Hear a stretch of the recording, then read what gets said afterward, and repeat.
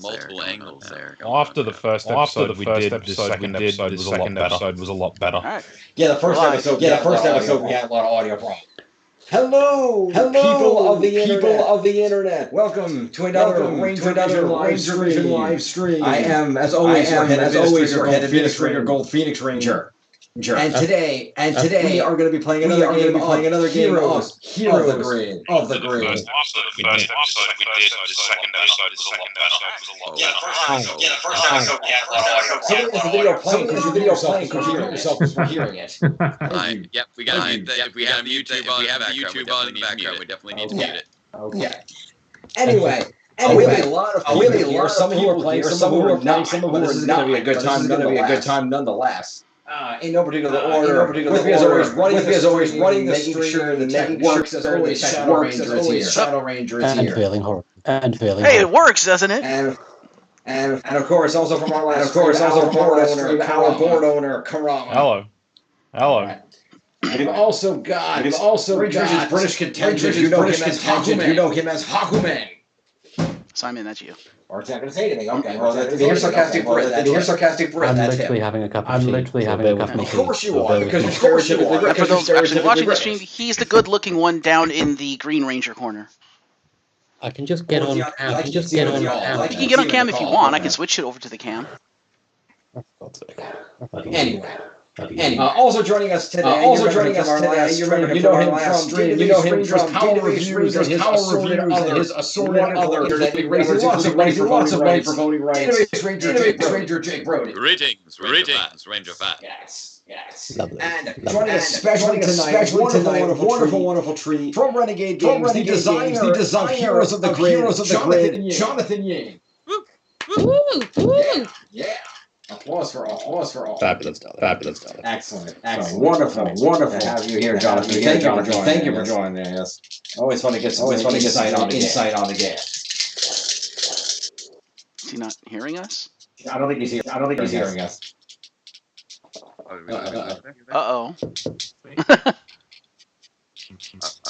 Oh no. And this is why I'm here.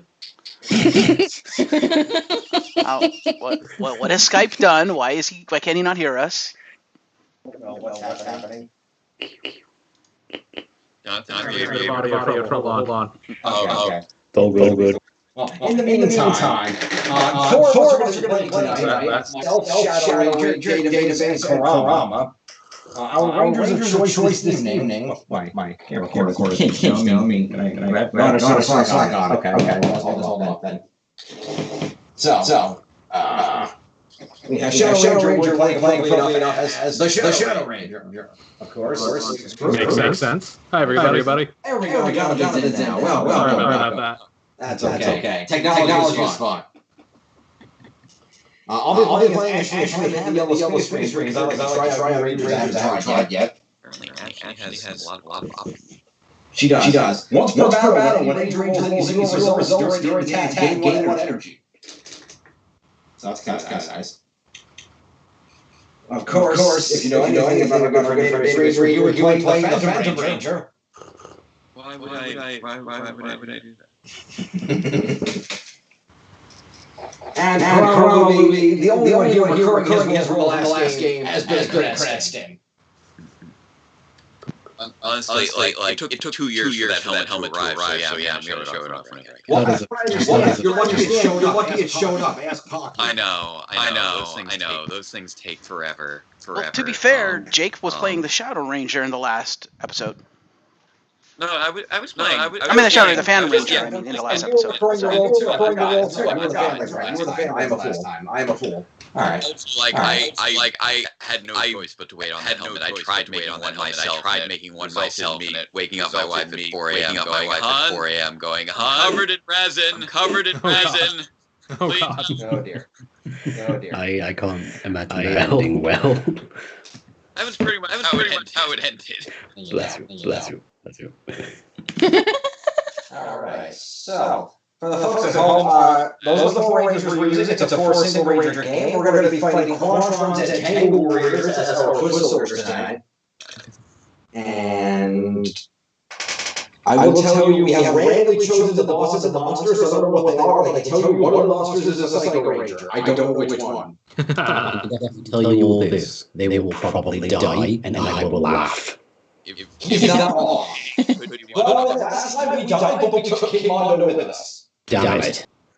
Was that when I went to bed? Was that when I went to bed? But unfortunately, a stupid priority target killed Zach over there. We were just done. That's amazing. That's amazing. Defeated King Mondo and we're Quantron. Yeah, unfortunately, because Chris had already died and Zach went down. We didn't have any lives left. So. I want to make a dog. Right now, but I think that would be mean. So. We do have a playtest that compares the game to Dark Souls and wants it to be way harder. Okay, I will. That's why you entire Psycho attack, isn't it? They were certainly one of the most enthusiastic players for Psycho. They were like, yes, get him. All right, so I'm going to shuffle these reward cards. We're going to randomly pick a fifth Zord to put in the next, since we only have 4 of us. Fair. Would you like to pick a card out of this pile of many Zord cards? Of course, I'd be happy to. Let's see. Random Zord and all that one. Okay. Yes, this is the one. Ooh, Pure Midas. Hey, Jim, did you introduce the disembodied voice? The one that just spoke. I think. Spirit. Of course you didn't. Yeah. Right, this lovely angel of fabulousness, the lovely Lisa. Thank you so much. Thank you so much. Joining us as usually on our other channel, which is off the air. That was Lisa from the on channel that we tend to hang out outside of the Ranger is also joining us. Not playing, but hanging out for advice. Should we get shoveled now? Later. Digging quite the holes themselves. I think like the size of our respective little video things. OBS is doing that. Yeah, it's going to constantly do that. It's an OBS thing. I don't know. I'll catch it when I can. It won't just lock portions. It won't just lock dimensions. No, it's not OBS dimensions. The feed from Skype change. Oh, weird. It's a Skype cage with OBS. Despite the fact that I have, in fact, locked everything down. I have to keep unlocking it to change it sometimes. Most of what you're seeing is OBS actually doing it because of the Skype feed. Once in a while, it's actually me manually trying to get you back. Right. Okay. So real quick, one thing we have a preference on Megazord. What are choices right now? I've got the Dynamo Megazord, the Zeo Megazord, the Ranger, and the Command Megazord. The one that will make it harder for all of you. Let's go make a Voyager. I think that's Voyager. What does it do? I didn't know. Mega Voyager. When you summon this card at the start of each action phase, place 5 energy tokens on the card max. Each time the Ranger suffers damage, you get an energy token to reduce the damage by 3. Ooh. Oh, that sounds really good. Actually. Alright, some of the other Zords here. Start. I just Mega Voyager out there seem like it doesn't get enough love. But that is true. Mega Voyager is underrated. It's one of the defensive Megazords we've developed. Yeah. Super interesting. Well, speaking of Zords, I'm glad you the Mega make not super thrilled with its effects. Astro Mega we found one of the reasons why we didn't survive was because we power up. Yeah. The different command centers are really change up the way you have to play the game. Like certainly the base game command center is easily one of the most has a lot of power and is easy to play around without that core strategy will serve you well in most games. Yeah. They. So we'll go ahead and start the game. Let me. I'm sorry, the wrong hole.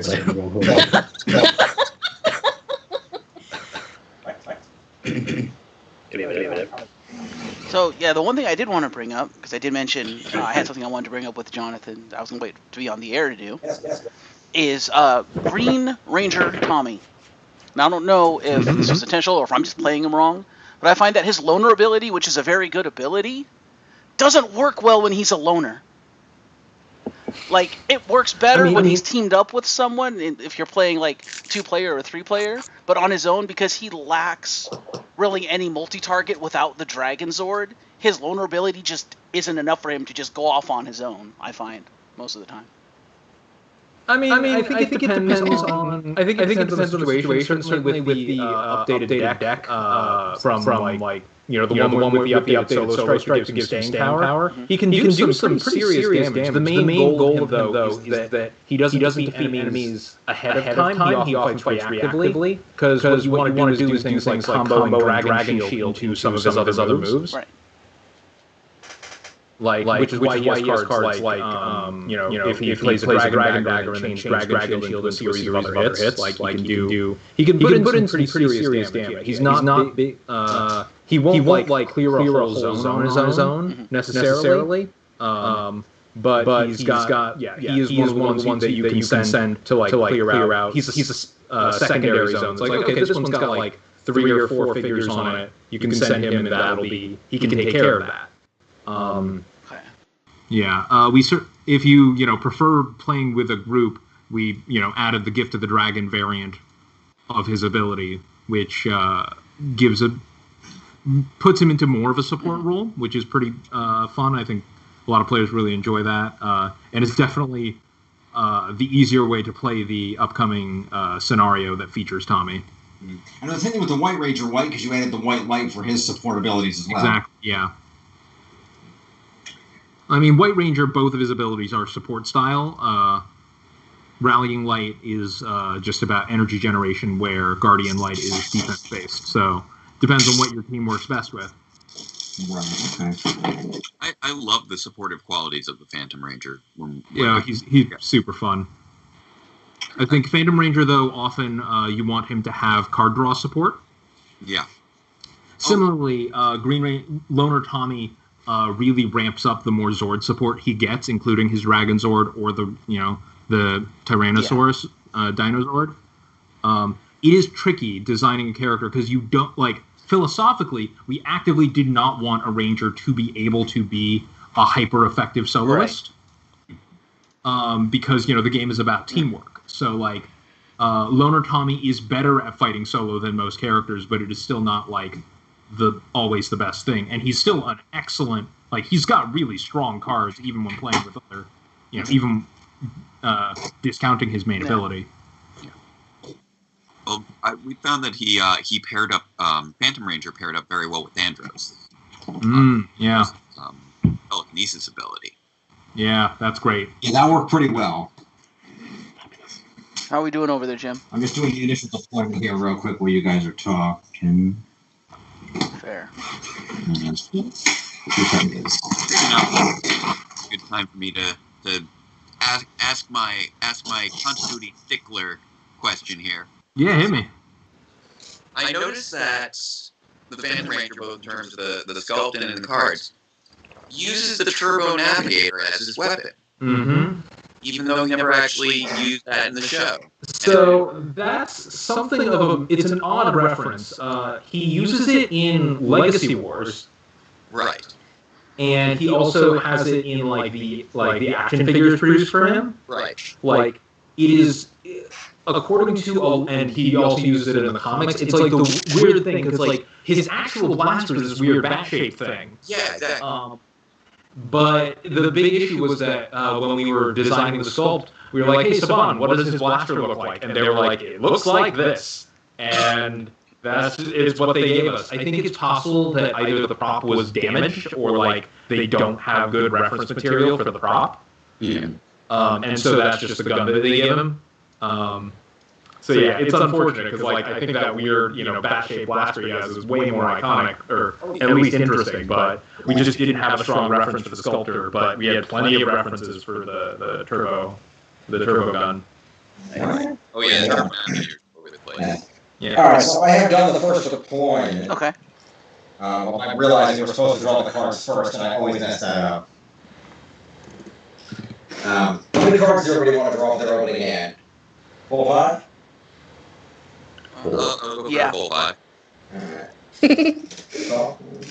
But yeah, that was something where I'm like, were you guys just such good sticklers for so many different things with the characters, and I'm just like, okay, the toys gives them that weapon, Legacy Wars is giving them that weapon, now this game's giving them that weapon. What? Okay, it was just sort of. It's just like a Saban thing. Yeah, I don't know. It's like, yeah. We ask for references, but like a lot of the Sentai stuff, those props are just like, particularly for the older season, the props are just gone. And there's very few shots of the Phantom Ranger like really showing off the gun. Oh yeah, it was in like 2 shots of one. Yeah. So like, yeah, it ends up, it ended up that this is what we got. So it's unfortunate. I promise you, I did my best. Like I did a lot of digging, but. Oh yeah. We trust you on that. Yeah. And I fully believe that because as a former first-round member of the Power Force, I firsthand experienced Saban's questionable continuity control. Check out the Trivial Pursuit game and see what I mean. Yeah. It's really funny how, like, it feels like a lot of, over the years, there have been errors in continuity, and then you'll have continuity experts reproduce the error, and then it'll get corrected the other way, and then it'll get corrected back the other way again. Just keeps going. Like Tommy and his Silver Stripe back and forth. Oh boy, like that. I just like the fan theory that the Silver Stripe was after Tommy repaired the Warfare and rebuilt it itself to differentiate itself from the original. I think just the biggest amazing thing was the fact that Hasbro actually made use of that in the Lightning Collection to release 2 different Tommy Green Rangers. I mean, that's how they'll get you. Like, you gotta know what the variants. I mean, Tommy Oliver twice though for a product line. That seems so crazy. So. How many Tommies are in this game, Jonathan? We honestly figured people would get sick of it, so we just wanted to get all of them out of the way. yeah. I can do that. Just tried to do do it. When did this whole process come about? That's a good question. How did you come to be the designer of this Renegade and do all this? Oh yeah, so I used to work at Fantasy Flight Games, kind of where I got my start in the tabletop scene. I worked on Star Wars Imperial Assault, among several other games, but Imperial Assault was sort of the big one. Barbie Quest is a big game. Yeah, I was at Fantasy Flight for several years, and then eventually I decided to kind of make a go of it on my own. And I did my first indie game, Bargaining Quest, which was released on Kickstarter and did fairly well. And then that got a Shut Up, Sit Down review, which got picked up and got very popular. And during the second Kickstarter, we had gotten in touch with, during the second Kickstarter, I had moved to San Diego with my partner, and in San Diego is where Renegade Studios is based. And so I was like, okay, I should reach out to local studios, see if they've got like any contracts that, and I was getting lunch with Scott Gata, the guy who runs Renegade, and we were talking about potential projects, and one of them, he was like, so what do you know about Power Rangers? And I was like, hang on. And I probably shouldn't have been as openly excited as I was, because it definitely hurt my contract negotiations, because they knew I really wanted this project. But I was immediately like, okay, what can I do to, you will let me make this game for you? And we had a long conversation about where the Power Rangers brand was, the fact that every top Power Rangers product until then had been a monopoly, or this very old school, very mass market kind of cheaply produced licensed tie-in, and I want to do something that and fans of the franchise are they're my age now, they're older people who have played much more serious games, who are more into the hobby. So we wanted to make a hobby-focused game, and it eventually, became what you see before you, where we talked about what do we want to focus on? We want it's got to have minis. That was the big thing. This was Renegade's play into miniatures sculpting space, because before this, all their games were more card and punch board heavy. They hadn't done anything miniatures wise. And so I'd also had a lot of experience with that with Imperial Assault. Notably, Nick Norman, the sculptor for Heroes of the Grid, the lead sculptor, I worked with him on Imperial Assault and Doom, so I kind of recommended him highly for this particular project. And yeah, like, we wanted minis, we wanted it to be, I was like, it's got to be cooperative, I think, because as cool as, like, Rita and Zed are, most people, like, you know, putties aren't a fantasy to, like, be, like, you know, they're like, yeah, I'm going to be the putty. That'll be cool. Like, no. It's one of those. And yeah, like the. To be fair, people thought well with those putties. People were painting them like Super Nintendo games and like Rangers and so many options. But as far as like the player fantasy goes, and like, you know, you want to be the Rangers, and we want to have as many, like, we want to focus in on making the Rangers as interesting and expressive as possible. There was an early iteration of the game that was more like a grid-based tactics game that didn't quite feel right because of the martial arts focus. Right. Like, grid-based tactics games work best with ranged combat, honestly. Like, you know, because you want positioning to matter a lot and all that. But, like, with Rangers, they're flipping around all this time and they've got all their different skills. It became much more interesting to abstract the combat a bit. Mm-hmm. And that's how I developed this card combat system that you guys have seen, which is much more akin to, like, classic JRPG turn-based combat. Yeah, like the old school, like, Final Fantasy and Chrono Trigger and all that, yeah. And it allows for, like, really interesting, cool combos and, like, unique playstyles with that level of abstraction. So, yeah, that's kind of how the game... That's, like, a very truncated version of the game's development cycle. You mentioned these great miniatures, Jonathan. Who made the decision to go with the larger size on the miniatures compared to most games? That was Scott. I actually had initially to go for a smaller mini size to kind of just because like what everyone does. There's very standardized like Imperial Assault mini, like Warhammer mini scale. And Scott noted that Warhammer had just moved up to like a larger scale for their Primaris Marine thing. And we wanted to get some really cool detail into the sculpts, and we wanted to make them kind of pop up on the board. And when we moved away from it to be on like a grid, we could make them whatever size we wanted. And also Scott noticed that they wanted this to be a good game for new painters. And so the increased scale made it much easier for painters to like details in. Whereas if they were way smaller, like getting the eyes and like I couldn't imagine trying to paint like the feathers on these Tango Warriors. Yeah. That would be so exhausting. The design, the figures are absolutely incredible. I'm not trying to paint them. I did them with garbage. I'm not an artist, but. Yeah, I mean, mine are unpainted. Like I do not have the time, unfortunately. You know, actually, I happen to know a guy who does prototyping for miniatures for like Warhammer and stuff. Because I live in Seattle, so he works for a company that does that. And there you go. And he always ships up.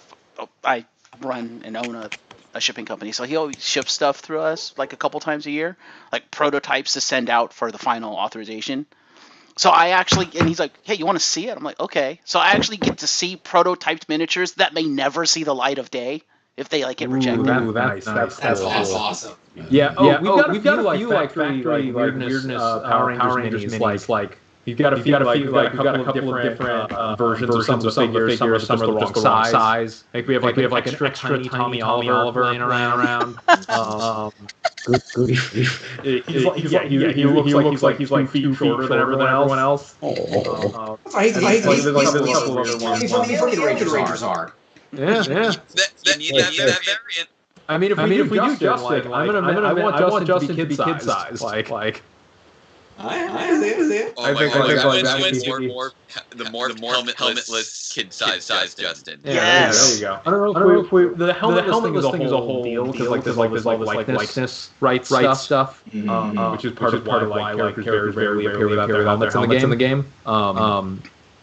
But it's fun. I will say one funny prototype thing is that I have the first box prototype that we produced, which is a giant size thing, and it is actually very slightly too big, which we realized when it was like a millimeter too wide to fit in a Kallax shelf. It was like exactly like you could not fit in the standard IKEA like box shelf. And it was like oh no, this is unacceptable. That's not gonna work. Yeah, it's interesting to see the evolution of the game over time because Shadow Ranger and I tried it out at WonderCon. Like the board was like square and the pieces fit together and. Oh, I mean, that one was together so fast. Like, we use Pokemon cards as like the base that we sleeved over with the paper cards over them. Like, that very early prototype was really cool, and it was a good gauge of audience interest. Like, it had gangbusters at Kurama. We saw people every time we walked by. Yeah, and they're came back throughout the show. Like, someone came back and was like playing for like the 10th time, and we were like, good lord. Like here's and now successful pre-order, here we are. I was on staff for that Paramount, so I was running everywhere, and I just kept looping by and just being like, I can't. Thanks for your service. That was a good show. I really love to go to another one. I was actually meant to get over to the USA for this one. But obviously, you know. Yeah. We were trying to get all our international friends together for WonderCon and postponement. I'm terrible for like heights, flying, anything like that. You will need at least three bottles of whiskey to get me on the plane willingly. And it's like there you go. Like I was happy to go all the way to Japan by myself. Granted, I somehow wound up premium economy, and as a whole, and I also wound up with a mafia and playing cards with them. There's something the Japanese red lights incidentally. Yes, genuine, because it. No, I don't. On my grandmother's grave. There's a piece of Simon. Yes. So a couple of years back, I went to Japan. I was like, oh, sweet. I've never been here before. Obviously. I was like, all right. So I got it, and I was going to a bunch of places. One of them was Harajuku, and a very fabulous kimono, like whole thing, the howdy as well, and it looked. Sorry, do you mind if I swear, guys? You can swear a little bit, just don't go crazy. It looked fucking cool. We do it on Ranger Vision, you can do it here. That's my fault. Thank God for that.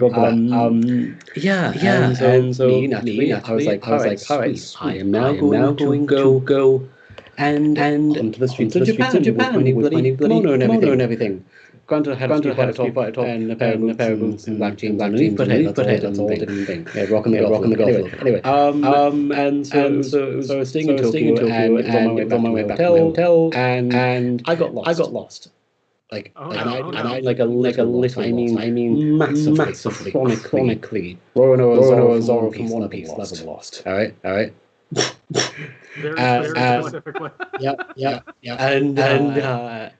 And I didn't know where the hell I was because it all looked normal, right? Like literally, like look outside, how normal it looked, kind of thing. And we went to figure out where he was and started playing the Yakuza. It gets. Oh, we'll get there. It gets worse. And then I do appreciate the story, but we didn't want to play Jonathan is on a time frame. It's true. I think I probably got about 10 more minutes to hang out. Yeah, that's fine.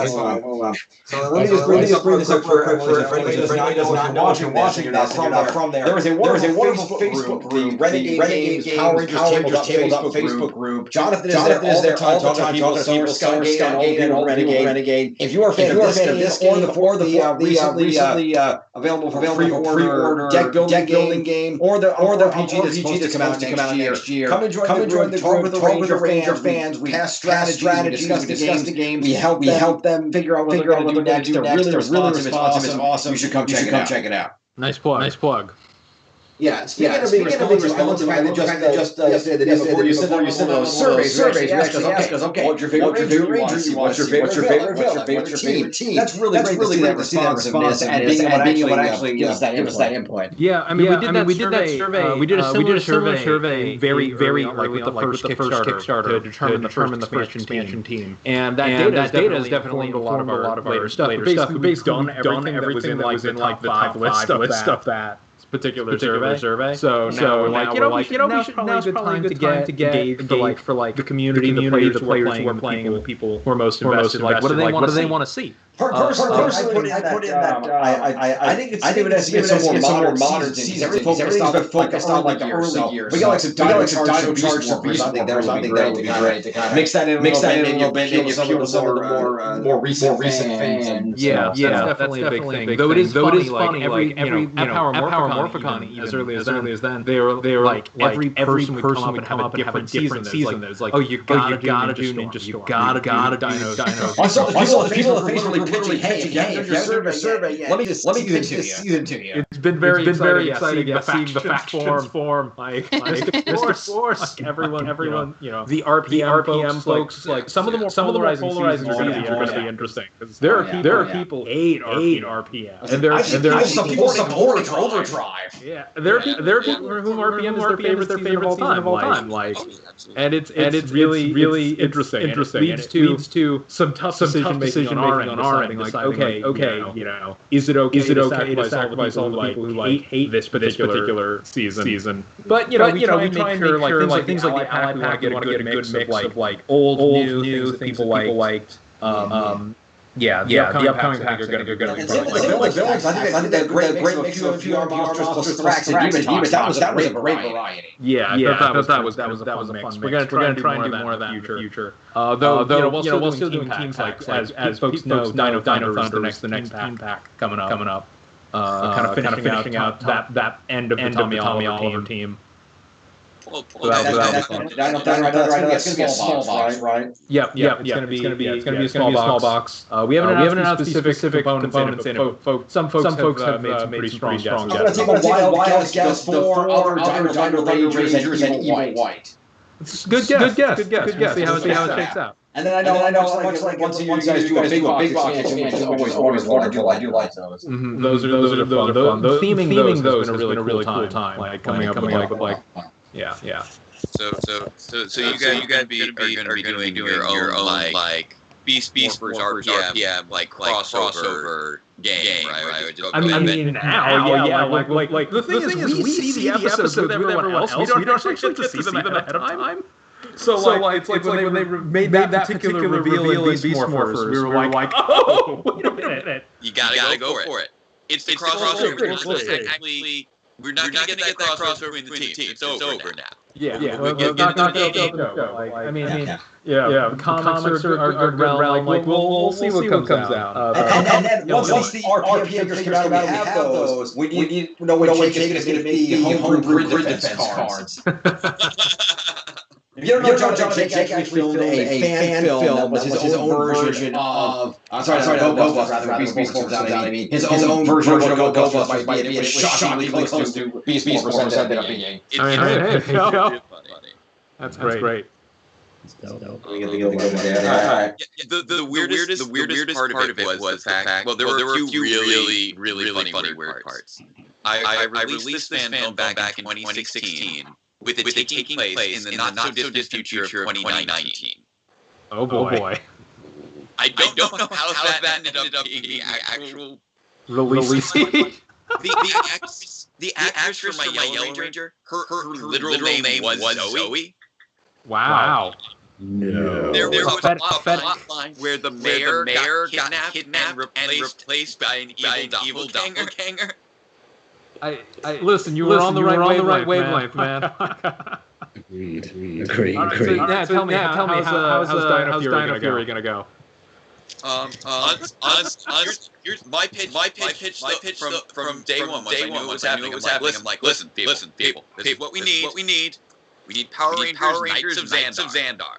Their mentor should be Prince Philip. And they should all be Knights of Xandar in the new nation of Xandar. I'd watch the heck out of that. Yeah. Great, I love it. Place it in the Dino Charge. You got to do it. That'd be dope. Dino Charge Universe expansion already by checking back in with so many Rangers. I really want to do it. What would Dino Charge is you do a big box with like the main six and the villain team, and then do an allied pack with the other ones. Right, but then that means we're doing like 2.5 product SKUs that is just Dino Charge. Right, like. It's a big commitment. But then again, you're up to like 9 MMPR SKUs at this point. Well, yeah, but MMPR is that's like safe hands, right? Everyone knows MMPR. Like like that. Oh man. Dino Charge. I love Dino Charge. Absolutely. I think it was a great time. Like, and we love Yoshi Sudarso, like Brandon Masia, like they're good friends of the game. Like, and so we did. I really hope Dino Charge does really well. I'm just gonna say that. You know what you ought to do for Dino Charge if you do Dino Charge. Take Dr. Morgan, make her the alpha replacement, and make the playable version of her the Ranger version of her. Sure, there's too many. I don't need more playable characters in Dino Charge. That's the last ingredient that we would need for that expansion to be feasible. But that is a very cool idea. Yes. Here's something I'm wondering. Have you ever considered the idea of taking one of the future big box expansions and giving it enough to be its own, like you could use it in place of the standalone game as opposed to buying the MMPR? We've thought about it. The issue is entry point, right? How many fans who don't already play the game would buy a whole new starter set with all the new components just to play, and want that to be their first experience? It kind of splits the market. Fantasy Flight has had its own similar policy of you make one base game, and that is your entry point. And that is the game everyone will be playing with, and it kind of smooths out the expansion sequence, which is what we did with Mighty Morphin. It has been proposed, but there are some logistical and marketing reasons why we have shied away from it so far. That makes sense. I was thinking if you did something like Beast Morphers that was very successful that the modern audience is aware of, maybe pair it with your you mentioned the fast short game scenario you were working on. That could be an entry point for a slightly younger audience, maybe those that are maybe not kids, maybe those that are in that 10 to 15 age range, maybe later teenage. It's possible. We'll see how the game, we'll see how things shake out. It seems like the current spread of releases has been doing quite well. I mean at this point we may just do we could do just a token and dice pack, and that would allow you to just buy any 2 big boxes and make a base game out of it.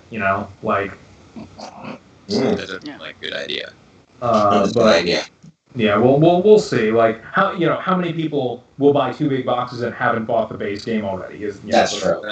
We did focus very hard on making the base game the intro experience, and the mechanics it introduces are the ones we play off of in the future. And as we go on, the mechanics are getting weirder. If we do another base box, it would probably have reeled in mechanical complexity to be an entry point, right? How interesting will that be for existing players? We'll see. I mean, I know there are plenty of fans out there who aren't fans of MMPR and might be.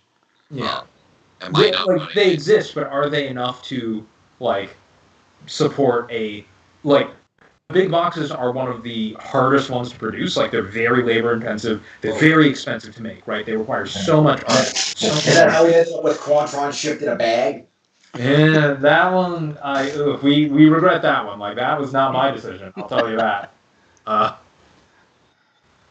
mean, with regards to if the tokens and dice were sold separately, so that any existing box could become an entry point, that does seem like that might be helpful for the. Yeah.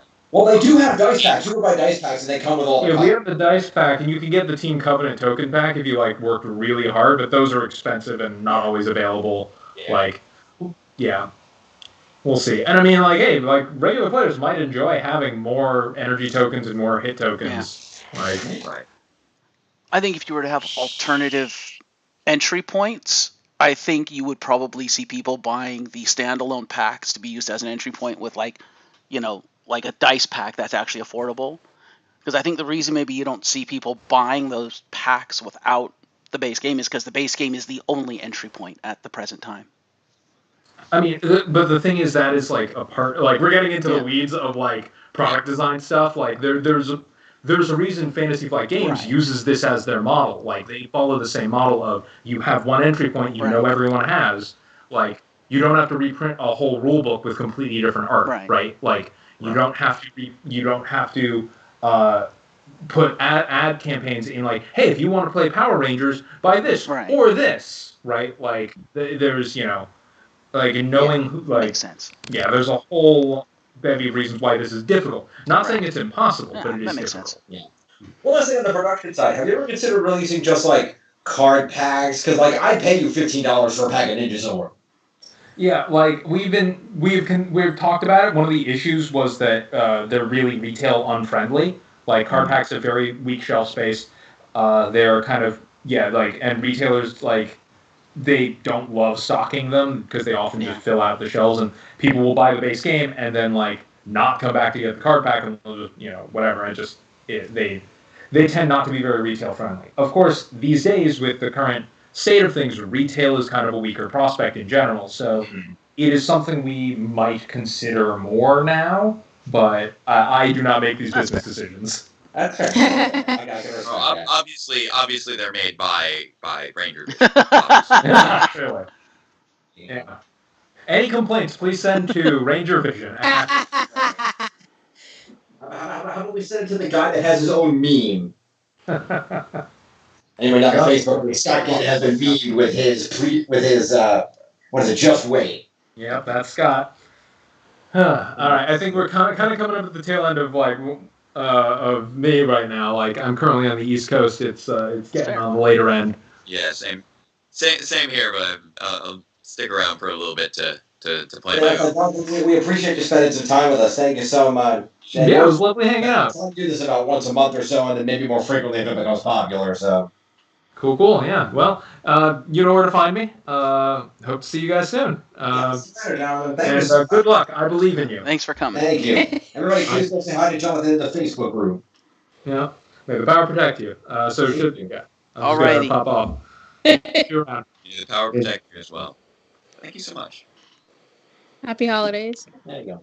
That was wonderful. I like that. Okay, so anyway, we have a game. I was gonna say.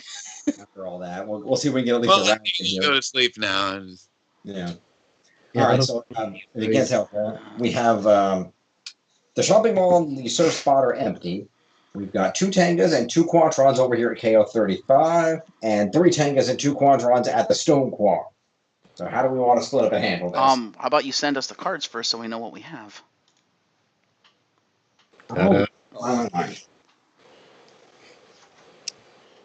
Just start thinking about where you might want to go. You know what these Rangers are generally capable of.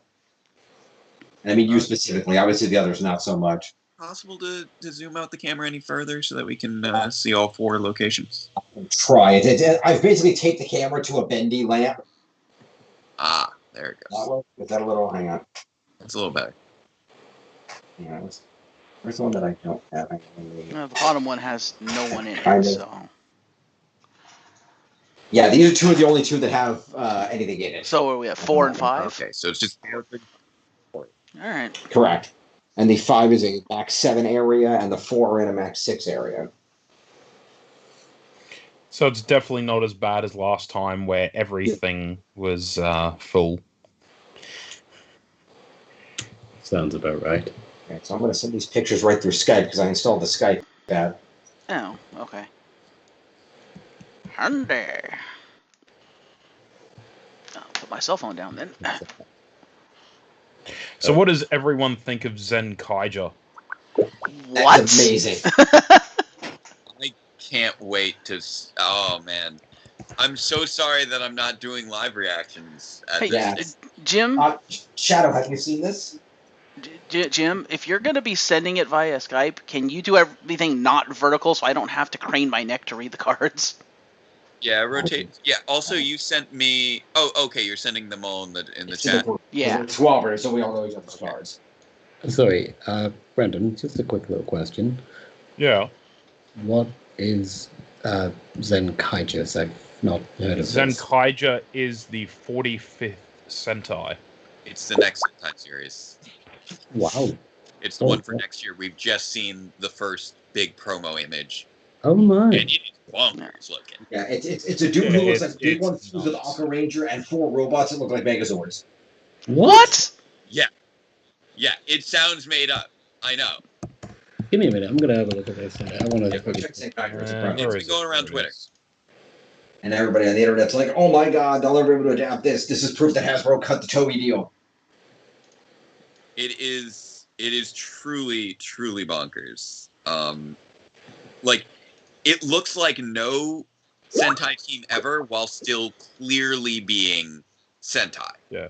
I think, and a lot of people have been saying that because because Kamen Rider is more like Sentai this year, they're doing more of a Kamen Rider Sentai. I feel like that's a bit of an exaggeration, but fair. I love it. The other cool effect is that he's basically like Gokaiger powers, but gears instead of ki. Okay, so yeah, do you see this picture? You see the picture, Shadow? It's in the chat. What the? Yeah. Yeah. Yeah.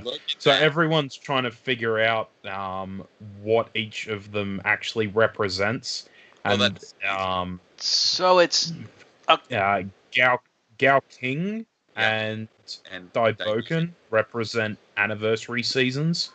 Yeah. Hold on. Daijujin represents the first Power Rangers season, and then apparently Magic King because it's like the first Magic-based season. Okay. Oh, nice, man. That's pretty dope. And Super Ranger would also be the first Dino season as well as being the first Power Yeah. So they definitely do seem to be playing to those 4 different major thematics. I've already Dino, Animal, Magic, and Machine. Hypothesized that the 6th Ranger is going to be a ninja. That would just be again going with those recurring tropes. Yeah. Yeah. Like, it's amazing when you think about like Tokusatsu and Sentai, just for how prevalent each of the different kinds of tropes that there are across the board. Whether it be dinosaurs, ninjas, pirates, whatever, there's always something in there for everybody in there. And I think that's something that is really cool and appealing to people on like a very mass scale. You know what I mean? I have to shake my hand. Yeah, Just looking over my cards, right? Yeah, so the cards are there, so everybody take a look at your hands and decide who wants to go where. And I have to head off because it is near 2:40 in the morning. I love you. Stay awesome. Have a good night, Hakuman. Thank you for joining us. Well, I will try. Many sweet dreams of strawberry sundaes and cake. So, hey. Bye. Jim, can you retake the picture of my cards? You didn't rotate mine. Lisa, it's a pleasure seeing you again. Jimmy, same to you. Brendan, fabulous beard as always. Jake, lovely to see that smiling face as ever. Hey. Jeff, I can't say the same thing because you're not there, but bugger him, so hey. My smile, it's all over the internet this evening. It's fine. Just did a cabaret with Worlds Elsewhere earlier So tonight. I asked you, how was the cabaret? It was lovely. I thought that it came out very well.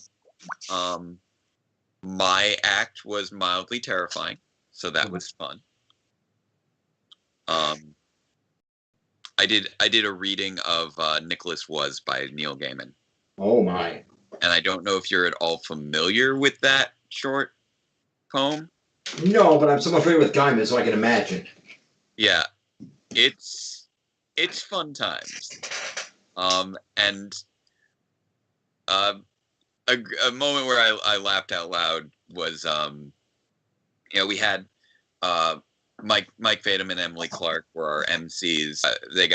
They cut back to them in between each act, and after hearing my reading of Nicholas Was, you just see both of them like, like shrinking away from their computer screen. Because I mean, I may have channeled a little bit of Landlord in there. Of course you did. But only a little bit. I've got other creepy tones. Mm. And I definitely used the creepy tones in there. But it basically plays Santa's life as basically being a horror story. Yeah. And it's a 100-word poem. And it's delightful. I mean, we have experienced your creepy tones. We saw the episode that introduced the landlord where you were all the character. That was fun. I'm not going to lie. That was a lot of fun. Obviously, you haven't seen the last of the landlord. I know he got to take center stage in the most recent episode. Yes, indeed. Which is great. I love that I'm finally getting a chance to actually really showcase that character again. Because he's just sort of been hovering in the background of the series for so long. He has. Wonderful. All right, so I sent through an image of all the character abilities if you guys want to check those out. And then some decisions of where we want to go. Reminding us that we're playing 4 individuals, so everybody has 2 actions per round. Yeah. During any your turn, you may spend. I also just I'm still so amused by all the stuff in Grid Defense that ended up. That is amazing. It's ridiculous how much of Grid Defense ended up basically becoming Beast Morphers. So maybe that's why they let you do it. I know that they told me they could not legally watch Grid Defense, or at the very least, once they realized what it was, they told me they couldn't legally watch it. But I did communicate with the writers. But it's just very funny how much of it has so many similarities, and I imagine a lot of that is just same wavelengths kind of thing. You know? Maybe it's entirely possible that some stuff may have subconsciously, you see a little bit of it and then you just remember it, but don't remember where the idea came from. And hey, if I could have any level of impact on the direction of the show, I'd be thrilled. I have no idea if that happened on even a subconscious level. I like to imagine that's where the name Zoe came from. That's a little story I tell myself. Because that one is just the most hilarious of all of the coincidences. Yeah. Right. It's not the same spelling of Zoe, and Zoe was my actress, not the character. But just the Yellow Ranger Zoe is still so funny to me. That is amazing. So, Jake, are you going to start the game by cloaking? Yeah, probably. It's such a good game mechanic for him. It's so effective for so many things. Jim, kindly remove the Phantom Ranger from the board, please. Phantom Ranger will teleport 1 action. I love my cloaking card. It's great. It makes me happy. So clearly, because I'm a support ranger, I'm going with. Oh my God! Wait, we have 2. Oh, we're all support rangers. This is not going to go well. Oh no! I realize it's. No, it's mutual support. Mutual support is good. Yeah, we back support each other. We can make it work. This is a safe space. Everybody's very supportive here. I mean, I'm just I guess I'm just going to stick with you guys. Wherever you go, your leader shall follow. I gotta love my Race Strike is it continues to be great. Phantom Laser is nice. Mm-hmm. Even if it's not the right prop. Invisible Hero is very nicely supportive. So I can defend anybody from anywhere, which is just so. Since I'm going with someone, I recommend whoever I go with, we should probably go over to the. Yeah. Is it 5 and 5 or is it 5 and 4? 5 and 4. I recommend we go to the 5 place. We could probably wipe that out because we'll have. Go to the 5, one of the 4. Yeah, because we'll have the action points to actually engage twice. which will need to wipe out that area. All right, so we've got over there. Shadow and Ashley. So Shadow's going over there. So should Shadow pair with Ashley or Billy? I don't know. Do you think you can handle 4 on your own, Jim?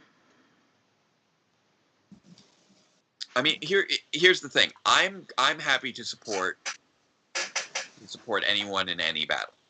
Yeah. Mm-hmm.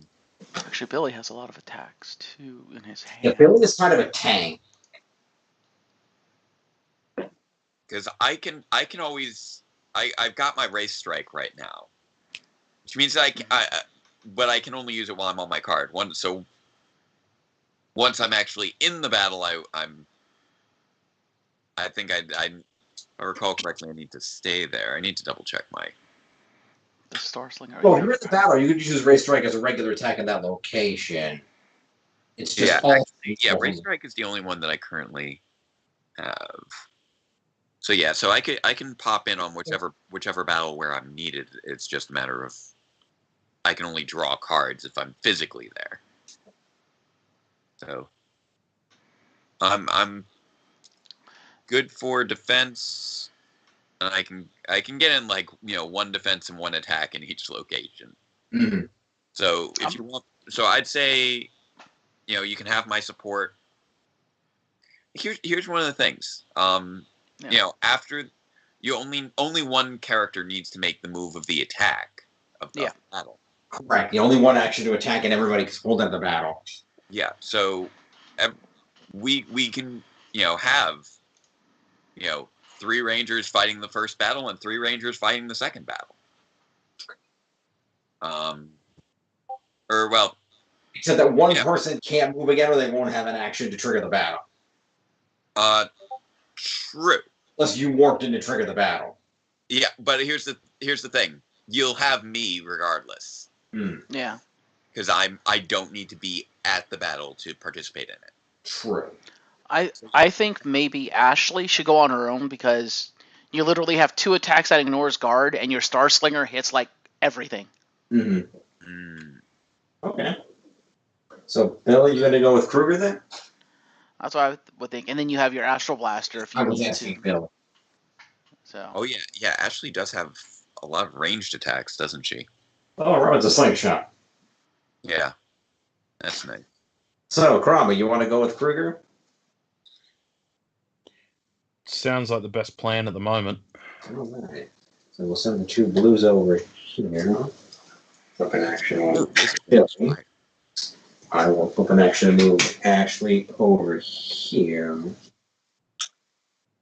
Which battle do we want to do first? I think the 2 of you should go first. How about that? Sure. I guess I will initiate the first battle as Kruger. We'll initiate battle. Bring your hands out here so I can see what we got. So Kruger uses action to initiate battle. So choice, do you want to fight 3 Tangas and 1 Quantron or 2 and 2? What do you think, boss man? Go 2 and 2. Okay, that's what I was leaning toward.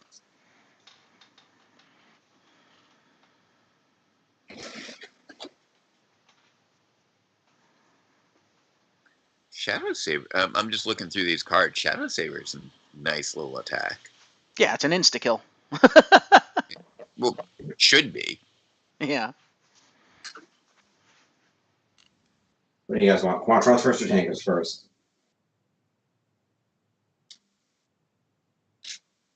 Tanga bye-bye. I don't know if there's a mechanical difference between the 2, really. Well, they have different types of attacks. For example, the Tangas has one called Fly Away, where a Tanga literally flies away in the middle of a fight. Where the Quantrons have one where they're stacked, and their health is dependent on the number of foot soldiers in the area. So the more you kill, the weaker it is. So there's different things. What do you think, Kurama? Go with the Quantrons first. Yeah, we'll put them in first. Quantrons first. All right. We've got priority target and a phalanx formation. Garden passive. And then Tangle Warriors, we have a swarm attack, and a fly away at the end. You want to move the camera so we can actually see the cards? We're upside down. There we go. Are they upside down for you? They are.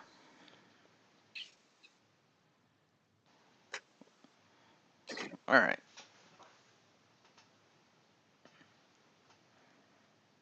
All right. Damn phalanx formation. Now, just do remember the phalanx formation is guarding, so you cannot attack these two until it's defeated. But the flyaway that flies away will weaken that if it's still around. Yeah. What do you think they should do, Risa? Let me look at this a little closer.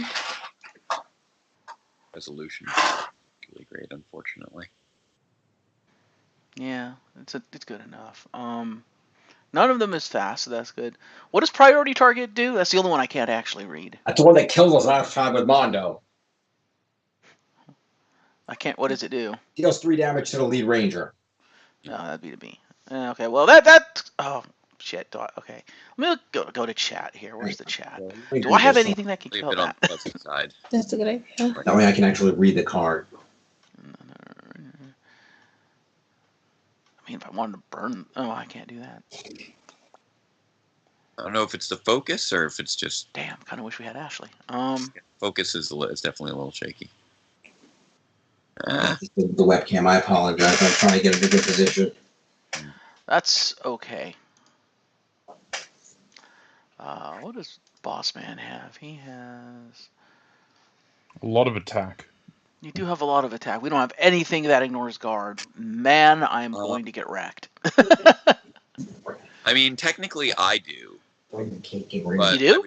I need to actually end the fight. Yeah. We're live on the internet. I can't literally leave.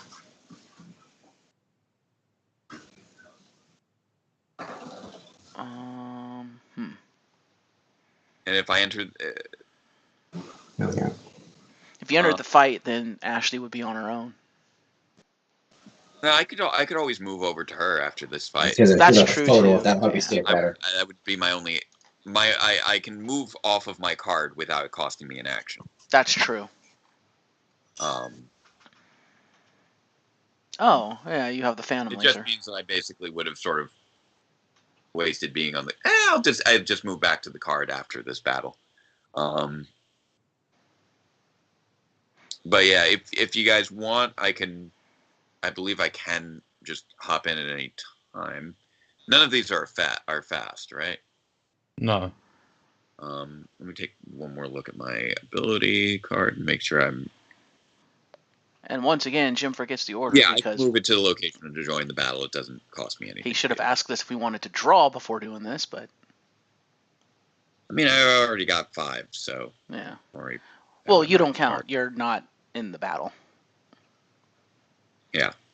Well, that's one of the tricky... That's one of the tricky things with Phantom, why it needs the card support. Yeah. I'm okay with 5 cards. How about you, Kurama? You good with 5?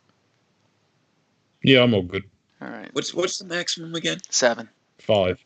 It is 7. It's only 7 if you're running 2 Rangers together. It's 5 otherwise. For this game, okay. Oh, is it? Okay. Okay, so we're at max then. Yeah, the 7 is only if you're running 2 Rangers. Yeah, we already are at our max cards. Okay, fair enough. I mean... But yeah, if you want me to go after that... the priority target? Go after that guard card, since that's going to do damage. Well, if you came in, I would want you to Phantom Laser the priority target to ignore the Phalanx Formations guard. Yeah. I mean, if you think... Oh, right, priority target. Yeah. I mean, if you think it's worthwhile to drop out a cloak to do that, I wouldn't be against it. What do you think, Kurama? Yeah, it sounds all right. Since otherwise you're going to take the damage from the priority target.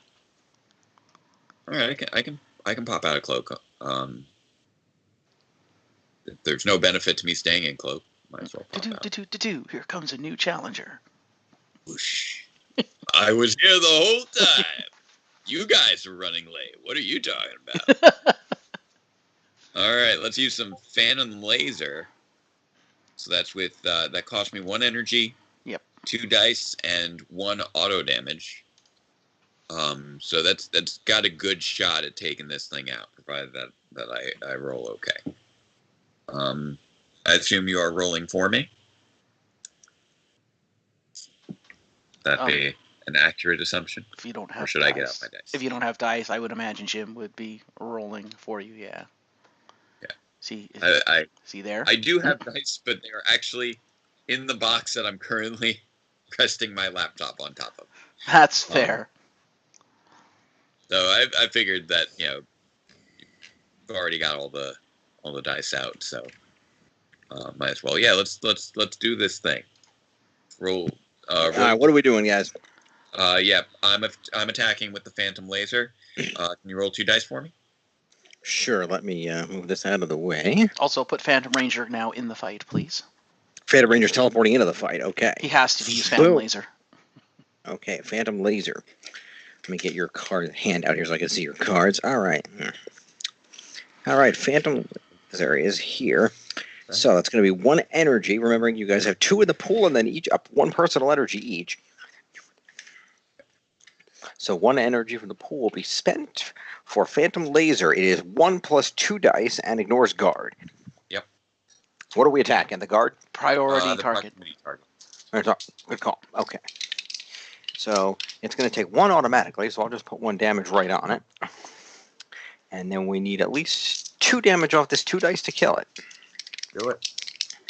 And move this out of the way so I have a little room to dice roll. 2. It's dead. Nice. Phalanx formation's now at 3. Quantron, bye-bye. 1 Quantron, bye-bye. Remembering, of course, every 6-foot soldier's defeated unlocks a Zord. Let's not forget that. So we're 1 toward a Zord. Just looking at the back of that card, it's just like that Quantron is flexing, man. Yeah. Yeah, he's pretty buff. Check out these guns. Pretty much. And now you may tap it because it resolves. Yep, Dead Quantron resolves. Next attack. What does Phalanx formation do? Does it actually do anything? It drains 1 energy when it resolves. Oh. Okay, so that seems. Well, what's the X mean? Its health is equal to the amount of active by the number minions of in the foot fight. soldiers in the area. Yeah. So, does it have 2 or 3? 3 right now because there's 3 here. Itself and 2 more. So it counts itself. Well, you said minions in the area, not in the fight, right? Oh, is it? You're right. Hang on. What does it say? Does it say area or in the fight? You can't read that font. I sent a picture over. I don't know if that's any better. Can you just tell us what it says? Yes, number of foot soldier cards in the location. So yeah, it's actually 4 right now. Okay. There's one in the location that's not in the fight. There were 5 at the start? Mm-hmm. Yeah. Okay.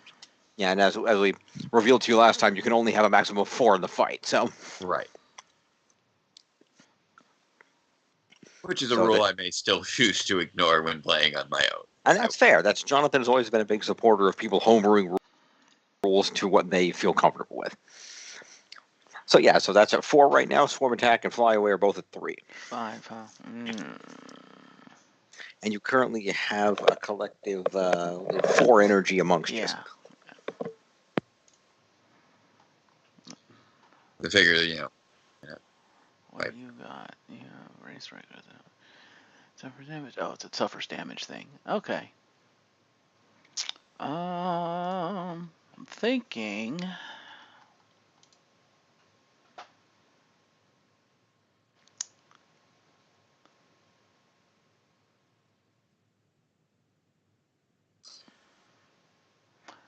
It's got a good attack. Thinking about burning some stuffs. I'm thinking about burning an energy for Shadow Slash and then burning Discipline with it to try to give me the best chance of actually killing that thing.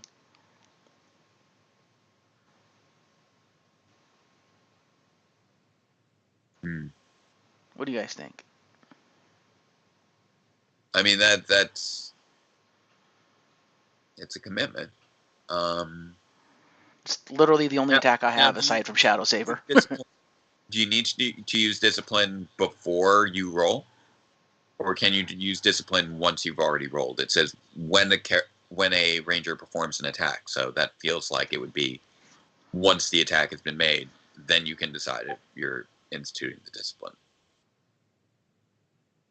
Would that be correct interpretation? I'm thinking you have to activate it when you declare an attack. Which card? Perform. Discipline. So does perform mean that you have attacked, and then you that somebody attacked, and then you can re-roll using discipline? Yes, someone attacks, they roll their dice for the attack, and then before the damage, you actually deal the damage from the dice roll, you could choose to re-roll the dice. Oh, so you can do it as a reaction to the actual roll. Okay, that's fair. That's how I'm reading it, which is admittedly the more Well, no, reading, so. Yeah, that's always been a question. I'm okay with doing it after the roll, even though I don't think it's supposed to be that way, but I'm not going to make a big deal about it. That's fair. Yeah, I always assumed it was when you declare the attack, you have to activate it, but... That's what I could see it being that way, but I'm okay with it either way. I could see it being declared purely because otherwise it basically there's a cost to it because you may not end up using it. Yeah. If you get a good roll. It seems a little bit more of a gamble and a cost if you need to use it up front.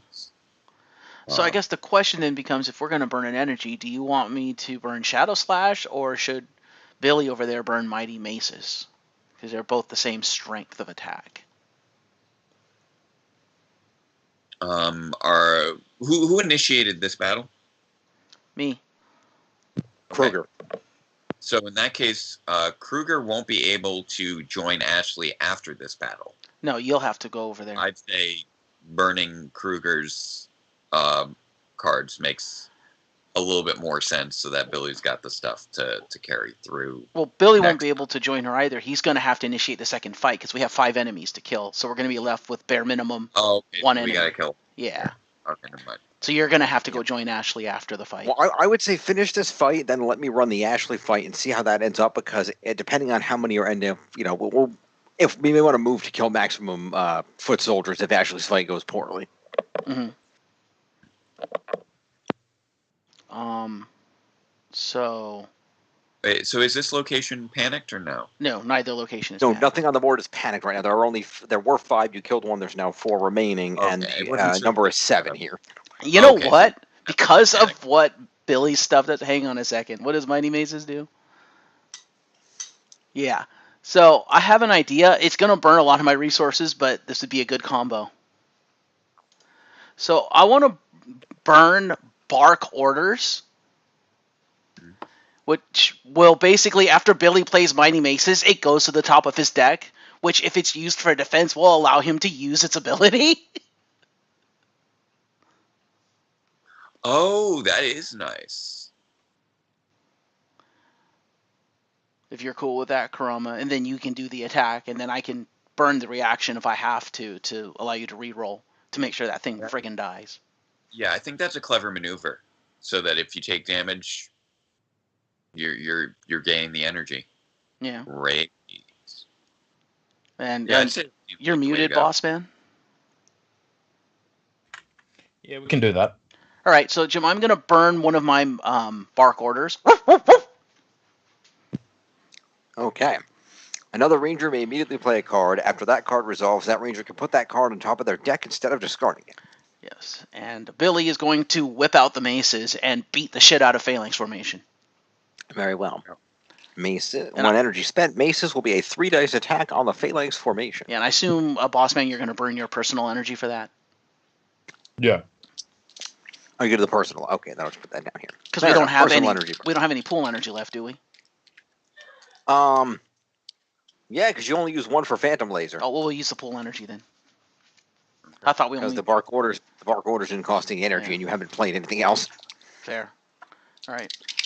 Pool energy it is. Oh, all right, 3 dice on the Phalanx Formation, and what does it currently have? 4? 5. 4. 4. Yeah, 4. Sorry, I can't count. Because it's the 3 in the fight and the 1 not in the fight. 4. Yes.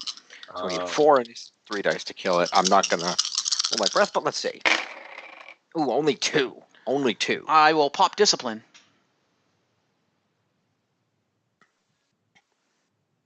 You can re-roll any number of dice, right? So right now the dice are a 1, and a 0. So leave a 1 and roll 2 of the others. Alright. Alright. Then we go on, re-rolling 2 more, so there'll be 1 damage will remain on Phalanx. We pop the other one off for a second. Let's roll the other 2 dice. Same exact result. Did not help. Sorry, guys. Oh, That's my man. horrible dice rolling. Hey, you could buy the game and roll your own dice, or even use a random number generator. You don't have to depend on me. You choose to depend on my horrible luck. Alright, so Mighty Maces goes back on top of Billy's deck. Yes, it does.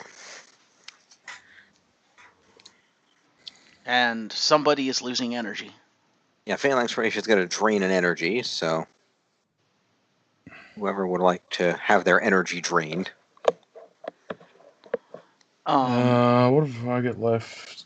I think all my stuff's 0 anyway, isn't it? So I can take mine. Okay, and if you take damage, you're going to get your energy back anyway because of the Mighty Maces. Okay, cool. So the energy is drained, and now it's your guys have another turn. We got to kill that swarm attack. I have no attacks, so you guys do whatever you want. Because we no longer have enough energy for me to burn Shadow Saber, even if I wanted to. You have a Shadow Slash. Oh, yeah, I do still have that, but yeah, I don't think I really need it. You have the best attack, I think, right now. And you can choose to remove a die from it and make it a 2-dice attack to gain 2 energy to buy more things for the others to do. That's true. It's at 3. Thing is, they're both at 3, so...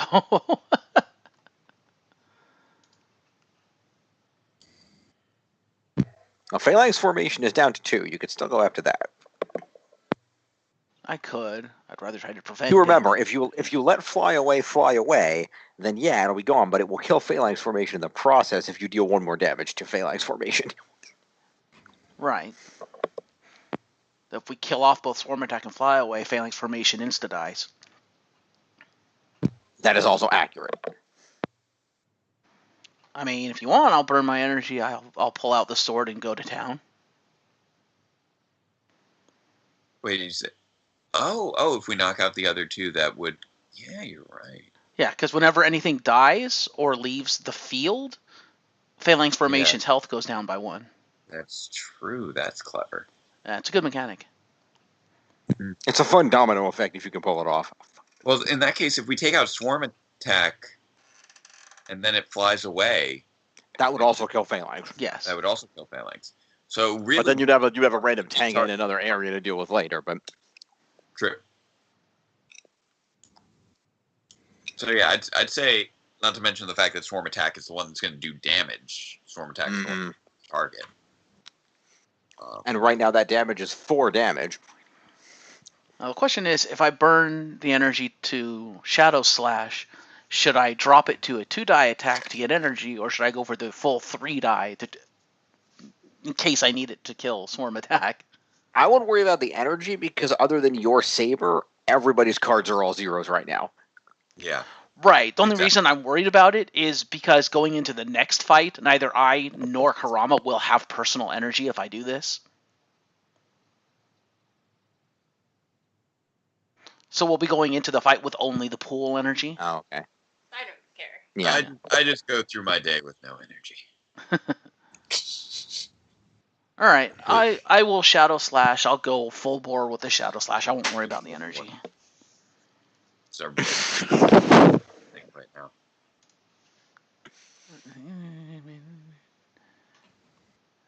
All right, so Shadow Slash? Yeah. All right, are you going to burn your personal energy for that, I assume? Yep. All right, Shadow Slash going through. What are we attacking? A Swarm Attack. We're going to stick with 3 dice? Yep. Excellent.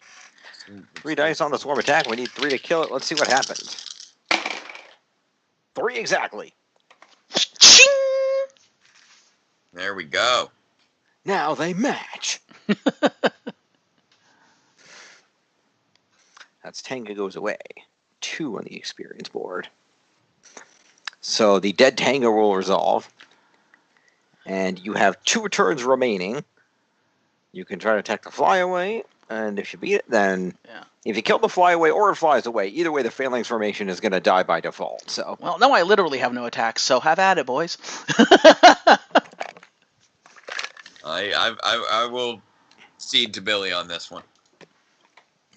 Do I we just want to use my race strikes if I can? Do we just want to use a counter jab?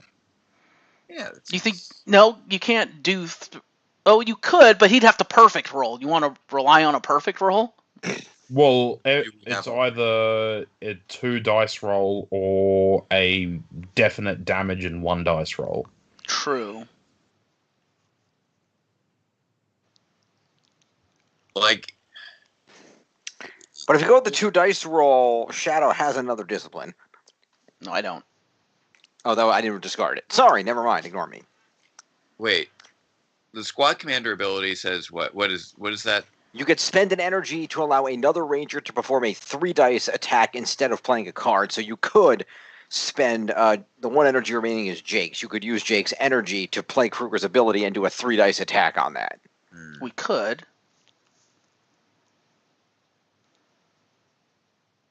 What does Jake have in his hand? Do we want to use another energy, or do we want to take the gamble? We could use another energy. You don't have anything that requires energy, so even if you cloaked out, you could still help out Ashley from the cloaked position with Wraith Strike. But he can't cloak out without the card to do it. He can. I mean, through the battle, I can always use my second move to go back to my card. That is true.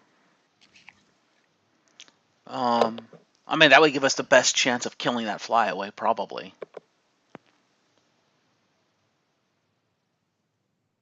It's your energy, so I'll let you make that call, Jake. Yeah, it's probably our best shot at taking out the enemy, and that would knock out two at once. So, yeah, it's probably our best shot, or at the very least, it's more reliable than just praying for a roll of a 2. All right. Well, Kruger will walk up and punch the flyaway in the face. Then. All right, go for it. All right, so we're going to spend the energy then. Fair. Energy spent. 3 dice attack. Well, to allow another ranger, so technically the Phantom Ranger. Phantom Ranger will walk up and punch flyaway in the face. Punch it, Tanga. Bye-bye. All right. Oh, only 2. Only 2. Damn. You kidding me?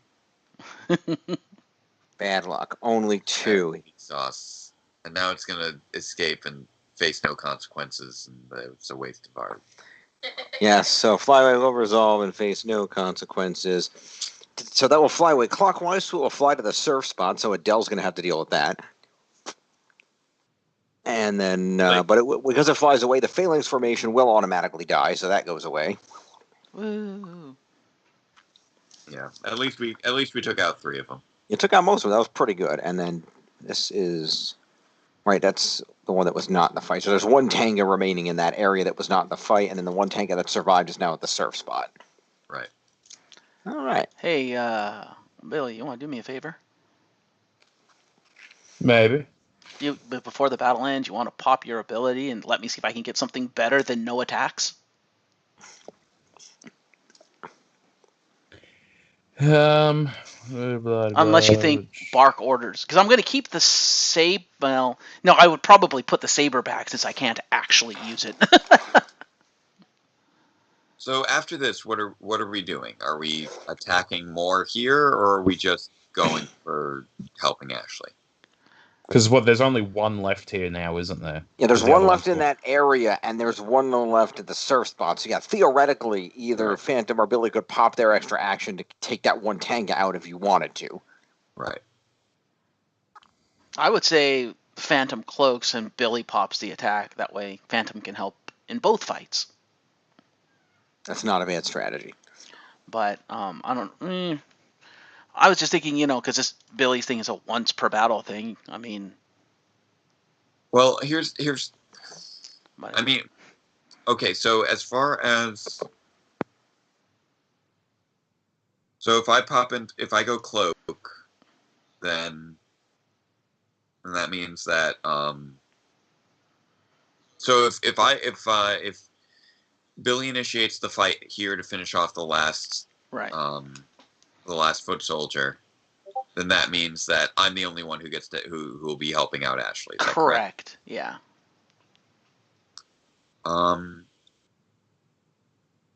That's so. If that's what works best, I suppose we could do that. So if, or you can not cloak, just to be in this fight, replenish your cards, and then cloak after the fight. You could do that too. That's fair. It's up to you, because you have that one action to mess around with. You don't have to burn it now. Yeah, you could. You have 4 cards in your hand. You could draw 1 new card to replenish your hand if you stuck around at the beginning of the fight. Okay, yeah, we can do that. I was thinking the alternative being Billy moving over to help out Ashley, and then we have more Rangers over there. Theoretically, that's a good point, because I don't think it's going to take 3 of you to kill 1 Tanga. No, but someone's going to have to burn an action to initiate the fight, and I don't have any actions left. Right, so if Jake chooses to stay in the fight to get his card, then Billy can move over to Ashley, Phantom can burn to start the fight, Kruger and Phantom finish off the Tanga, Billy's there with Ashley for Ashley to trigger the fight to take out the what they can in the KO-35. True. Well, basically, it's a matter of we either work together to finish off this last Tanga, and only have... Although theoretically, Billy has the action either way, so if Phantom stays and triggers the fight, Billy could come over to Ashley's fight after the fact, too. Yeah, just the question... over there, unless I get... Unless Billy triggers the fight and Phantom chooses to warp out afterward and then warp into Ashley's fight. That's also valid. That if I initiate a fight here, then the only way I can leave is with the card if you draw it. Cards. Yeah. The card I can use on that. Right. So empirically, the question becomes, who do you want in that fight with Ashley? Would you rather have Billy or the Phantom Ranger? That would be the question at hand. I mean, we could have both ostensibly, but only if we ignore that the 1 Tanga here. Yeah.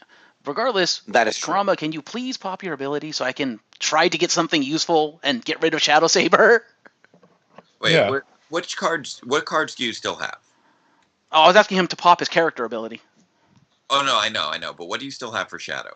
The Shadow Saber and another Bark Orders. So I literally can't do anything right now. I mean, I can draw on the next turn, but I won't have the energy to use Shadow Saber, so it's kind of a dead card in my hand. Right. Well, here's the other thing. Mm-hmm.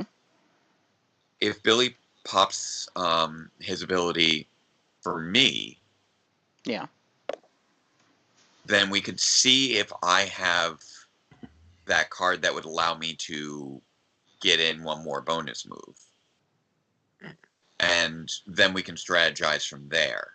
Yeah. On how we want to handle that. And remember, you're going to be entering another battle, which means that he can pop it again for you, Shadow. It would just be after the start of the battle. True. Right now, look at it this way. His ability allows us to what? Draw a fresh card, right? And it allows you to draw a card and then put any 1 card from your hand back on top of the deck in its place. Oh, okay. It's a draw and discard. Okay, it's a swapper. So. Yeah. So you can see what the next card is, and then any card in your hand that's not useful, like Shadow Saber, you could just put on the top of the deck. Okay. So, trying to think on what the best play here. If you use it for me, and I manage to get the card that allows me to move, then we could initiate the fight here. You'll still get to draw more cards. Yeah. When we initiate the fight. Probably be better, yeah. And that would be all 3 of us on here. Yeah. Then, if I initiate the fight and I have the right card, Billy can move over to join Ashley. Ashley can initiate the fight, and I can use my card to join you guys there. That's true. So we could go both battles if I manage to draw the right card. Right, if your next card is the one you need, yeah. Exactly. That's a fair point. And even if it's not, we would still get to redraw on the next battle. Yes. So that's a fair point. I feel like that might be the best strategic choice would be to try and see if I can get the card that would allow us to have more Rangers in the next fight. Okay, I can agree with that.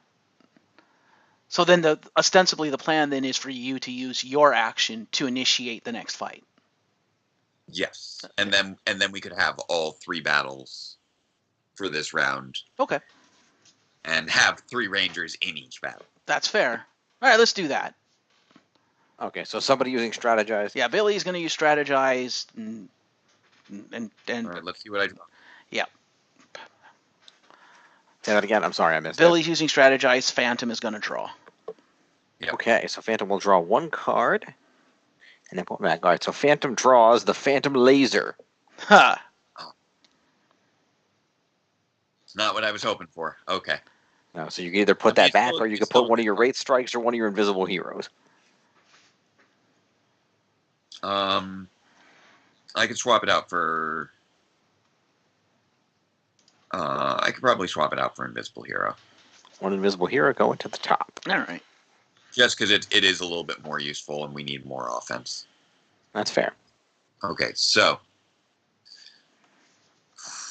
with that in mind, yeah. Phantom going to trigger the next battle.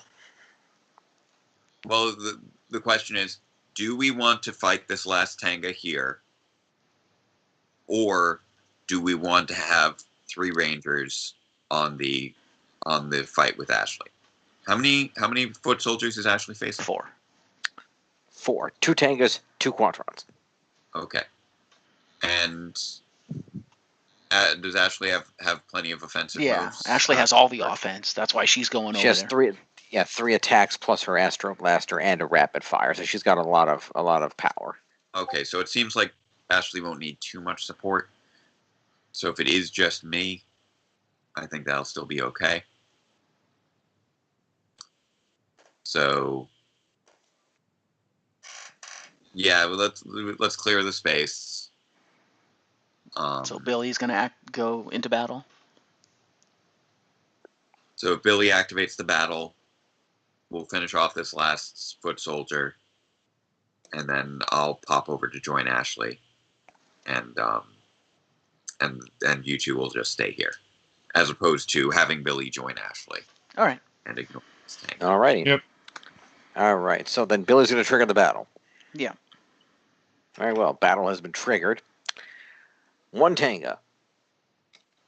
Your Tanga is Deadly Talons. It has fast and 2 health. Shit. That means we have 1 and only 1 shot to kill this thing.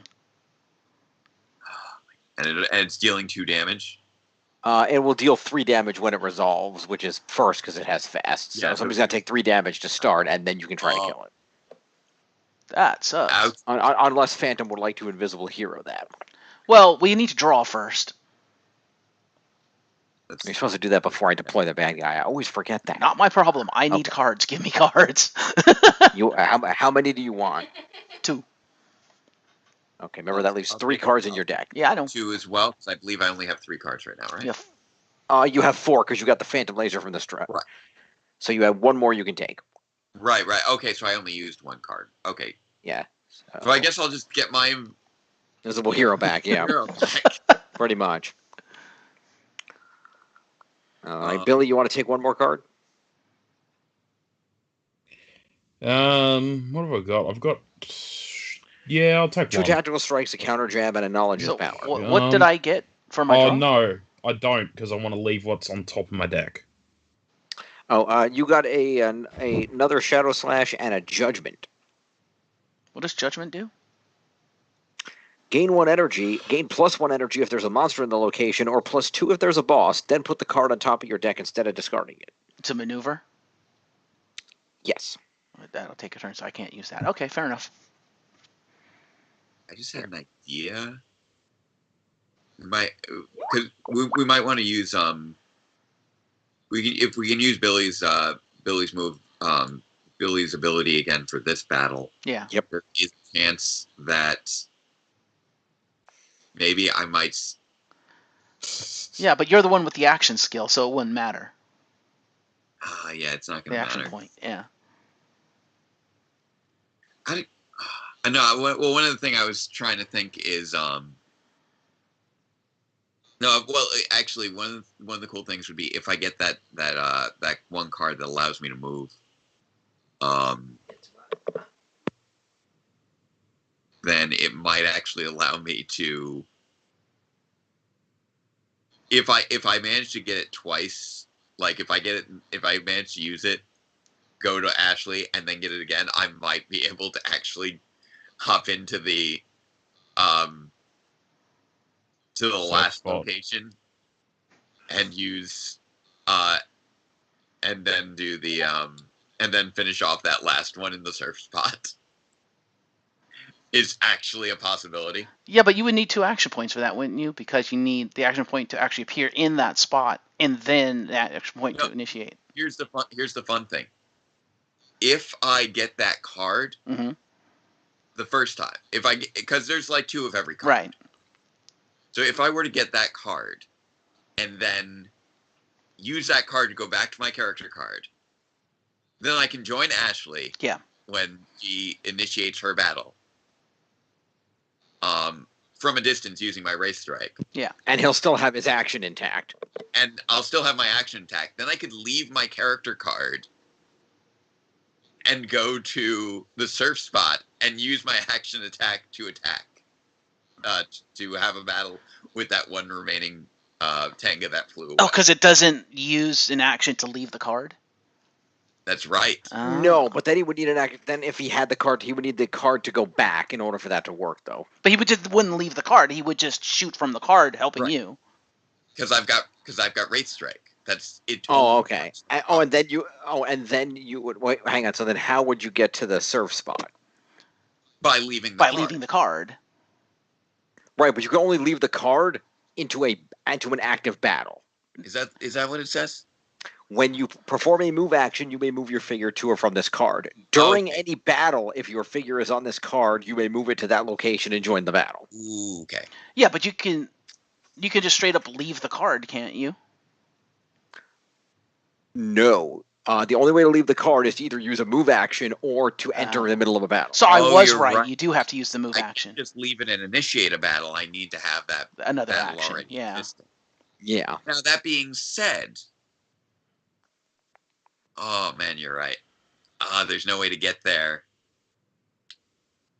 You're right. Okay, never mind. There is no actual way to get to the surf spot and initiate. Yeah. Yeah, no, the surf spot, the Tenga and the surf spot's going to survive till next round, but it's only one. That's not bad. We can work with that. No, it's fine. It's fine. I thought for a minute there was like a way to do a cool hat trick, but apparently not. What is it? 2? Okay. I mean, Billy, if you want to thwack it, you could probably kill it. Just use counter jab. Yeah, that would work. Oh well, what do we want to do about the damage again? Oh yeah, the 2 damage.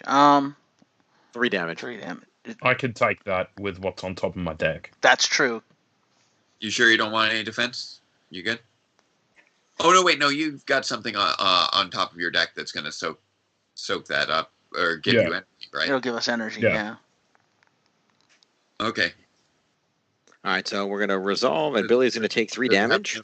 Do you have enough shields there? That's all good. You don't want me using Invisible Hero, right? No. Okay. All right, so Billy's going to take 3 damage. He draws. It is the 3 shield Mighty Maces. If this card is revealed for defense, gain 1 energy. So you get an extra energy in the pool. So you currently have 3 in the pool for this fight. And the Mighty Maces is 3. It goes to the discard, and that damage is resolved. So on the plus side, if we use no energy for this fight, which looks like we're not going to, all of us will get our personal energy back at the end of the fight. That is true. There is enough there for each of you to take 1 and have your personal energy returned to you. So now Billy is going to go exact revenge. Okay, how is Billy going to... Counter jab. He's going to punch it in the face. Okay. So counter jab is going to take 1 and 1 damage automatically, and we will roll 1 dice. Yep. It needs 1 to die. Oh, it's a 0. That is nothing. You tried. You tried. Damn. And we don't have any discipline. No. No, although that does wager one question. Why was the counter jab the choice of attack? Because of the guaranteed damage. Okay. Because it's only. I'm going to say, remember, I'm going to say we're in another battle. You could have rolled 3 dice with Kruger. I could have, but then somebody's not getting energy. mean, Oh, right, because that costs an energy. I forgot. Yep.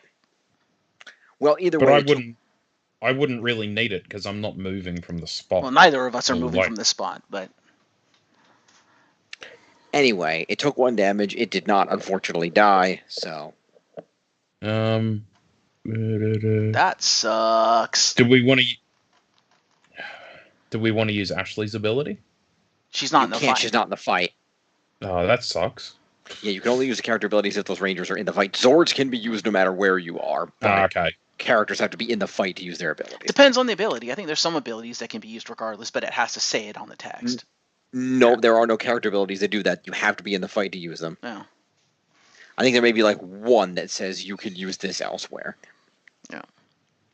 so we should use Billy's little draw card again. Yeah, if you want to use that quick before the end of the fight, I would allow that. Yeah, because it's once per battle. Yeah, so who would like to draw? Once again, I'm just trying to get access to that one card. Okay, well, you still have a full hand. You didn't play anything, Jake, so you can't draw. Yeah, he can, because he can draw and then put it away. Oh, that's right, because you're putting one back, so you're okay. Yes, you can. And you could draw beyond the max if the card That's allows true. you to do it. That's true. That's true. So is he drawing again, or how are we doing this? Either that, or I potentially get rid of Shadow Saber, put that on top of my deck. I mean, it's a good card to have once you have energy. Yeah, which we now have. Yeah, so you might want to hold on to it then. Okay. I mean, if you wanted to keep trying to get that card, you can. Yeah, now that I'm one more card deeper into my deck, there's a good chance that I might. Actually, it probably will be my next card. We'll use Billy's ability for the Phantom Ranger.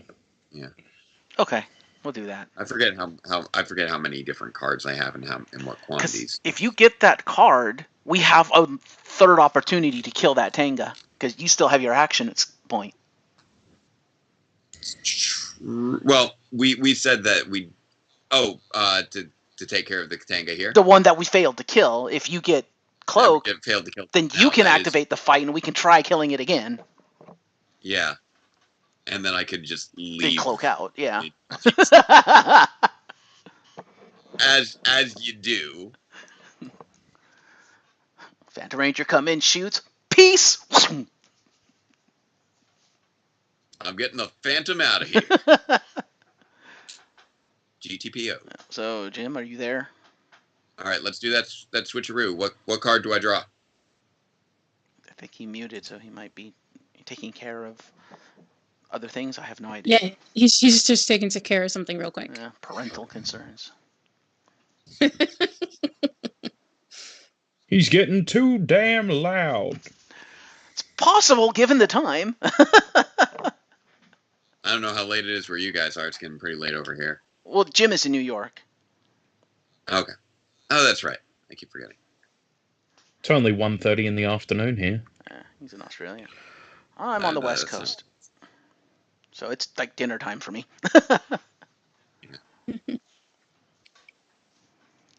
Yeah, it's been a long week.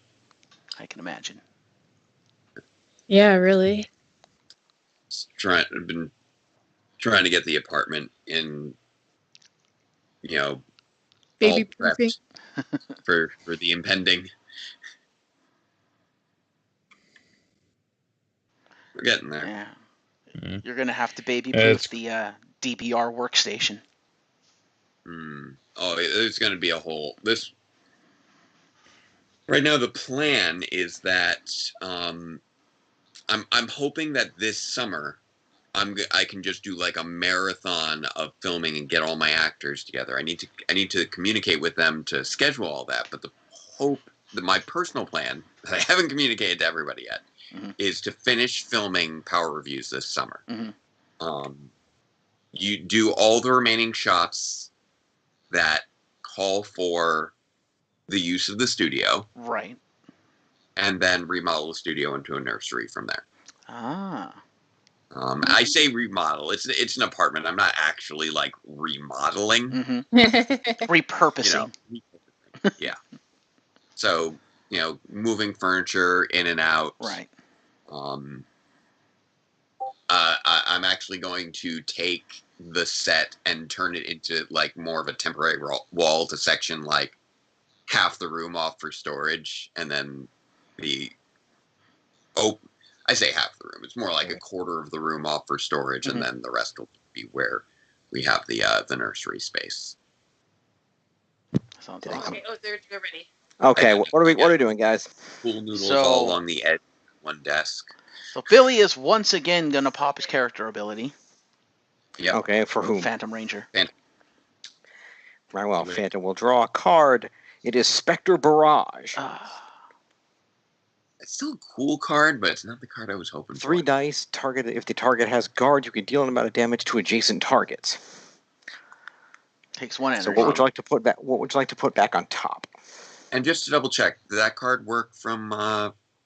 No, it does not work from your. Okay. Only Wraith Strike and Invisible Hero work from your character card. I think those are the only 2 in the deck that do that. Yeah, we'll place Invisible Hero back on top. Yeah. 1 Invisible Hero going on top. Yeah, because Wraith attacks just. All right. Battle resolves. Tanga survives. Cards now. Between Phantom Laser and Spectral Barrage, I've got some nice cards now. All right. Now Jake has a decision to make. Yes. Are you going to burn your action skill to try to kill this thing again, or are you going to cloak out and go help Ashley and abandon the fight? I think joining Ashley is probably a better use. I could agree with that. So, yeah, let's. So, are you going to Wraith and then join me mid-battle, or do you just want to move over there? Considering he's got 2 non-cloak attacks, it might be better to just go over there. That's true. Also, Jim, we all have our energy back now. Yes, you do. You can keep your energy from that battle. Yeah, I'm trying to think if it would make sense to take one more shot at this tank or not. You have the 2 Wraith Strikes. All I'm saying. I do have 2 Wraith Strikes. Yeah. I guess it comes down to how much do we trust in Ashley to be able to handle 4 minions on her own. I mean, she's got. It's a matter of does she have the cards for 4 minions? Well, it depends on what draws, because if Jim gets the right draws, she can take out the majority of the minions with 1 Thunderslinger shot. Right. Now, do you have? Yeah, and he's got 2 precise shots, which aren't that strong, but because he'll burn all his energy using the slinger. Right.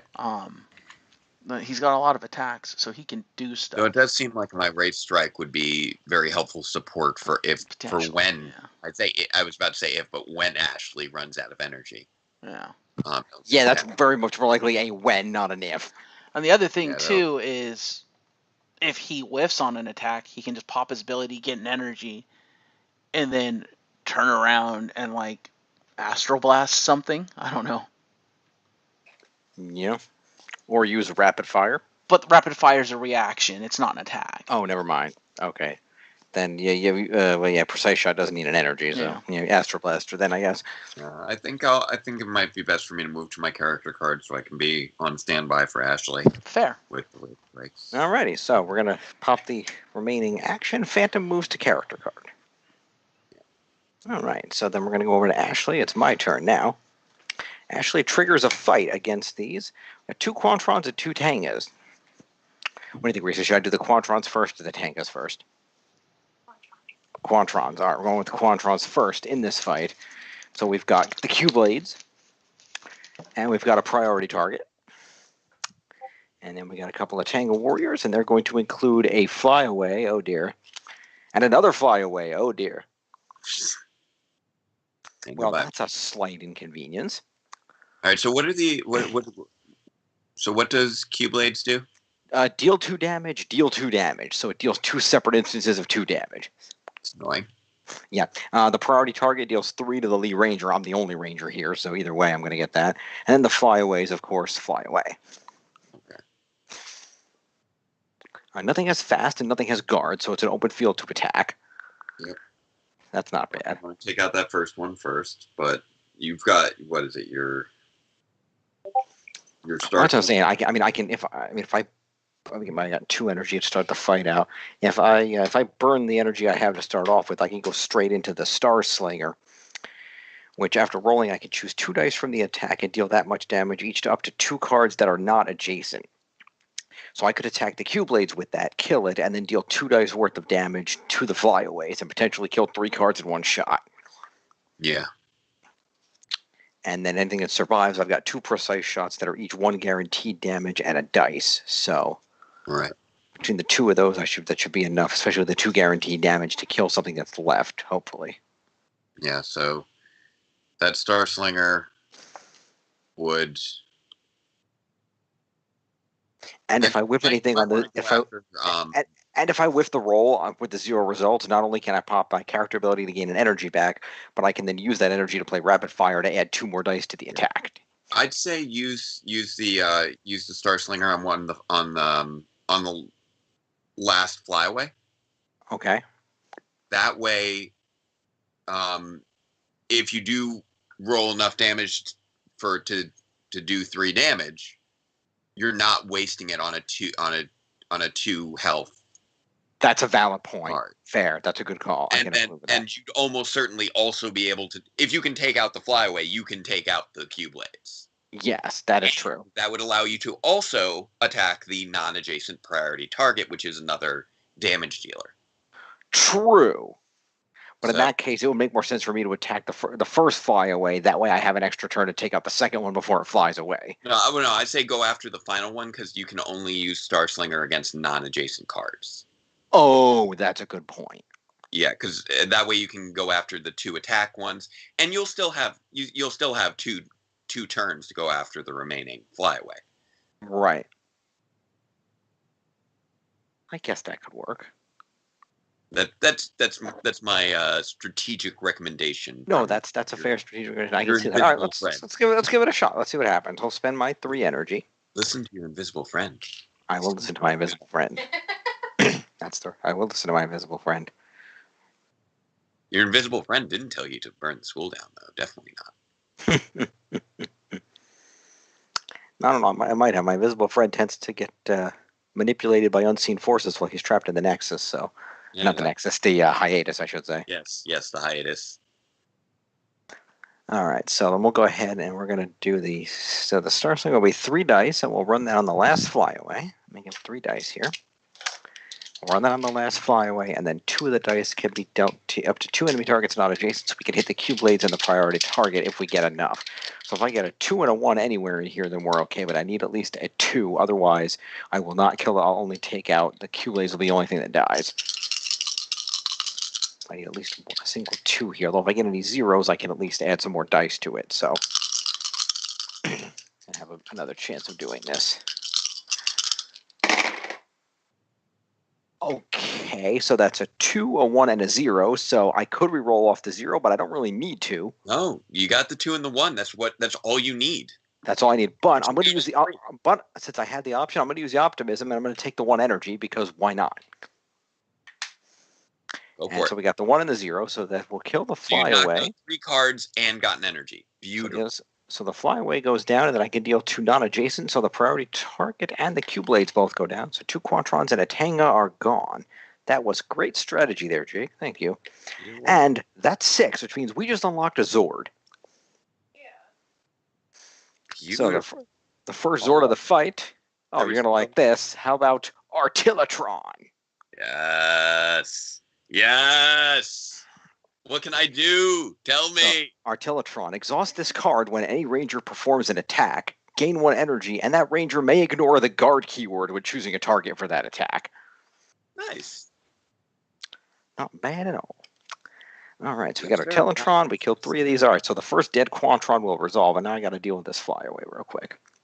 I guess it has to do with Artillatron. Star Slinger goes back to my discard. What do I have in my hand here that I can clean these other hands up? There's too many cards around, and I'm getting mixed up here.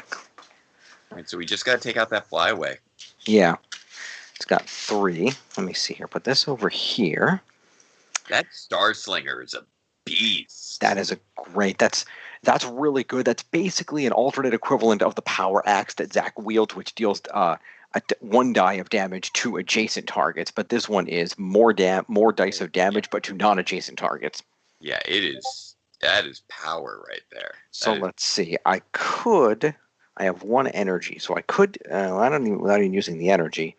I could do the precise shot, which would deal one damage guaranteed and then a die. But if the die happens to come up on a 0, I can use the energy to play rapid fire to add 2 dice to it to hopefully kill it. And if it happens to be a 1 and a 1, then I just wait another turn. I use the other precise shot, and it guaranteedly dies anyway. So beautiful. Let's go with a precise shot. We'll see what happens. That's a precise shot, so that's 1 guaranteed damage to it. So I'll put that on there, and then we need to roll 1 dice, and we need that dice to we need a 2 to kill it or a 1 to damage it. So if we get a 1, then we're just going to go on and do another precise shot. If we get anything else, then we can react to it. Let's see. It's 1. Okay, so it's going to take the 1 damage. It's down to 1. Second dead Quantron resolves. This goes in my discard. We can just finish it off. I'll play the other precise shot, which guaranteedly kills it, but I'll roll the dice for funsies. It's a 0. It doesn't matter. It's dead anyway, and I have cleared the field. Ashley is amazing. Damn.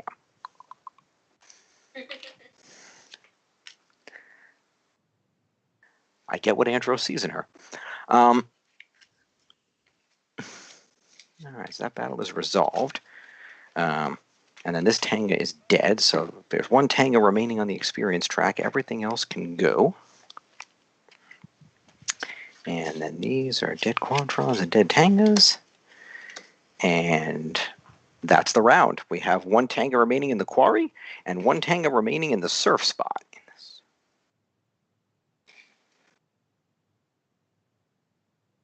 Why can I never figure out how to make this look good? That's a little better. That's something. Anyway, I got to get better cameras for this. When I get my new laptop, I'll have 2 cameras, and then I can play around with this and make it look good. Anyway, so with that done, I'll tip my hand back over here, and we're going to end the round. Everybody's actions reset. And then put Kruger's cards out of the way. And then it's time for deployment round 2. Let's see who the first monster of the game is going to be. Since we know there's a monster coming, it's not the Psycho Ranger. The Psycho Ranger is the second monster. I know this because unfortunately those cards say Nemesis on the back instead of monster, so it's easy to tell.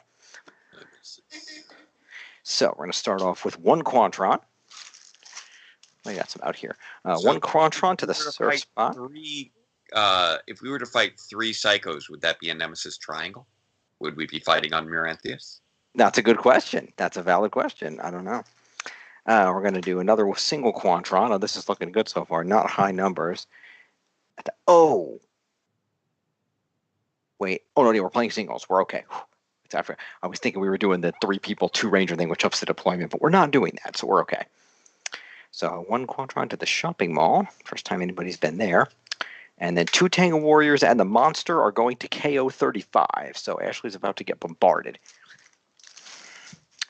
So who is joining the 2 Tangas to attack KO 35? Let's find out. The first monster of the fight is Pudgy Pig. Classic. Very classic. I'm hungry.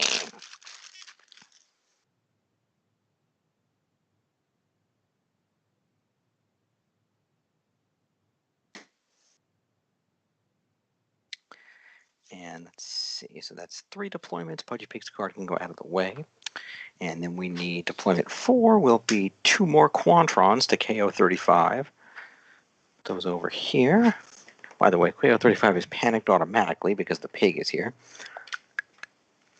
And then final deployment of the round will be 3 Quantrons to the shopping mall.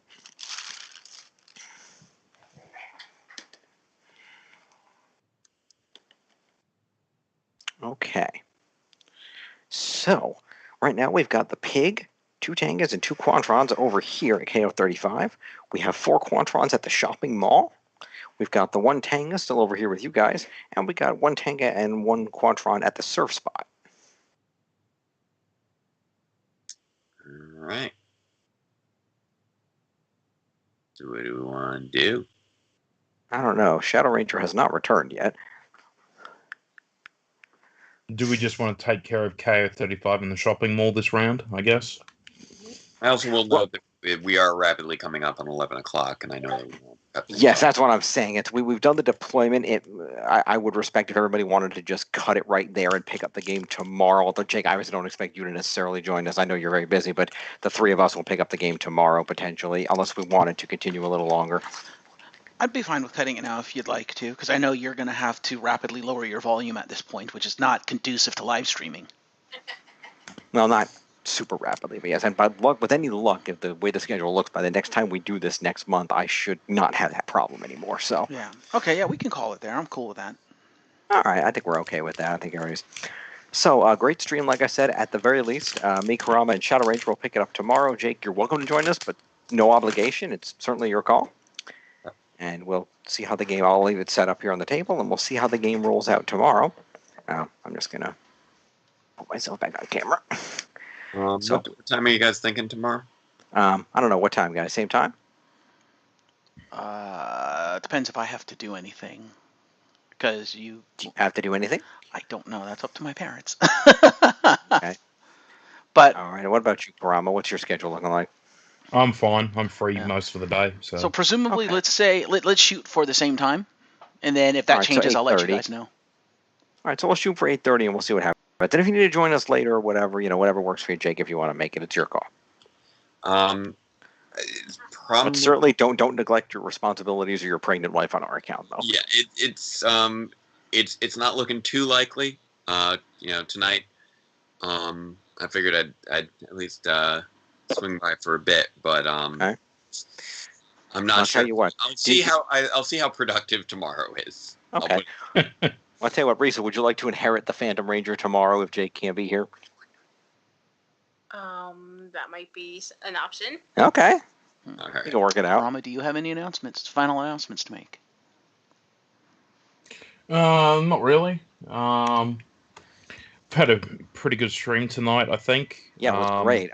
Stay tuned. Like I said, tomorrow night's stream will be on about 8:30, and we will also announce when the next one will be. It'll probably be around the end of January, so we'll give you a more solid date on that. We'll make sure to advertise that. Right. We'll try to get some other members of the Ranger Nation to potentially join us next time, spice things up a bit.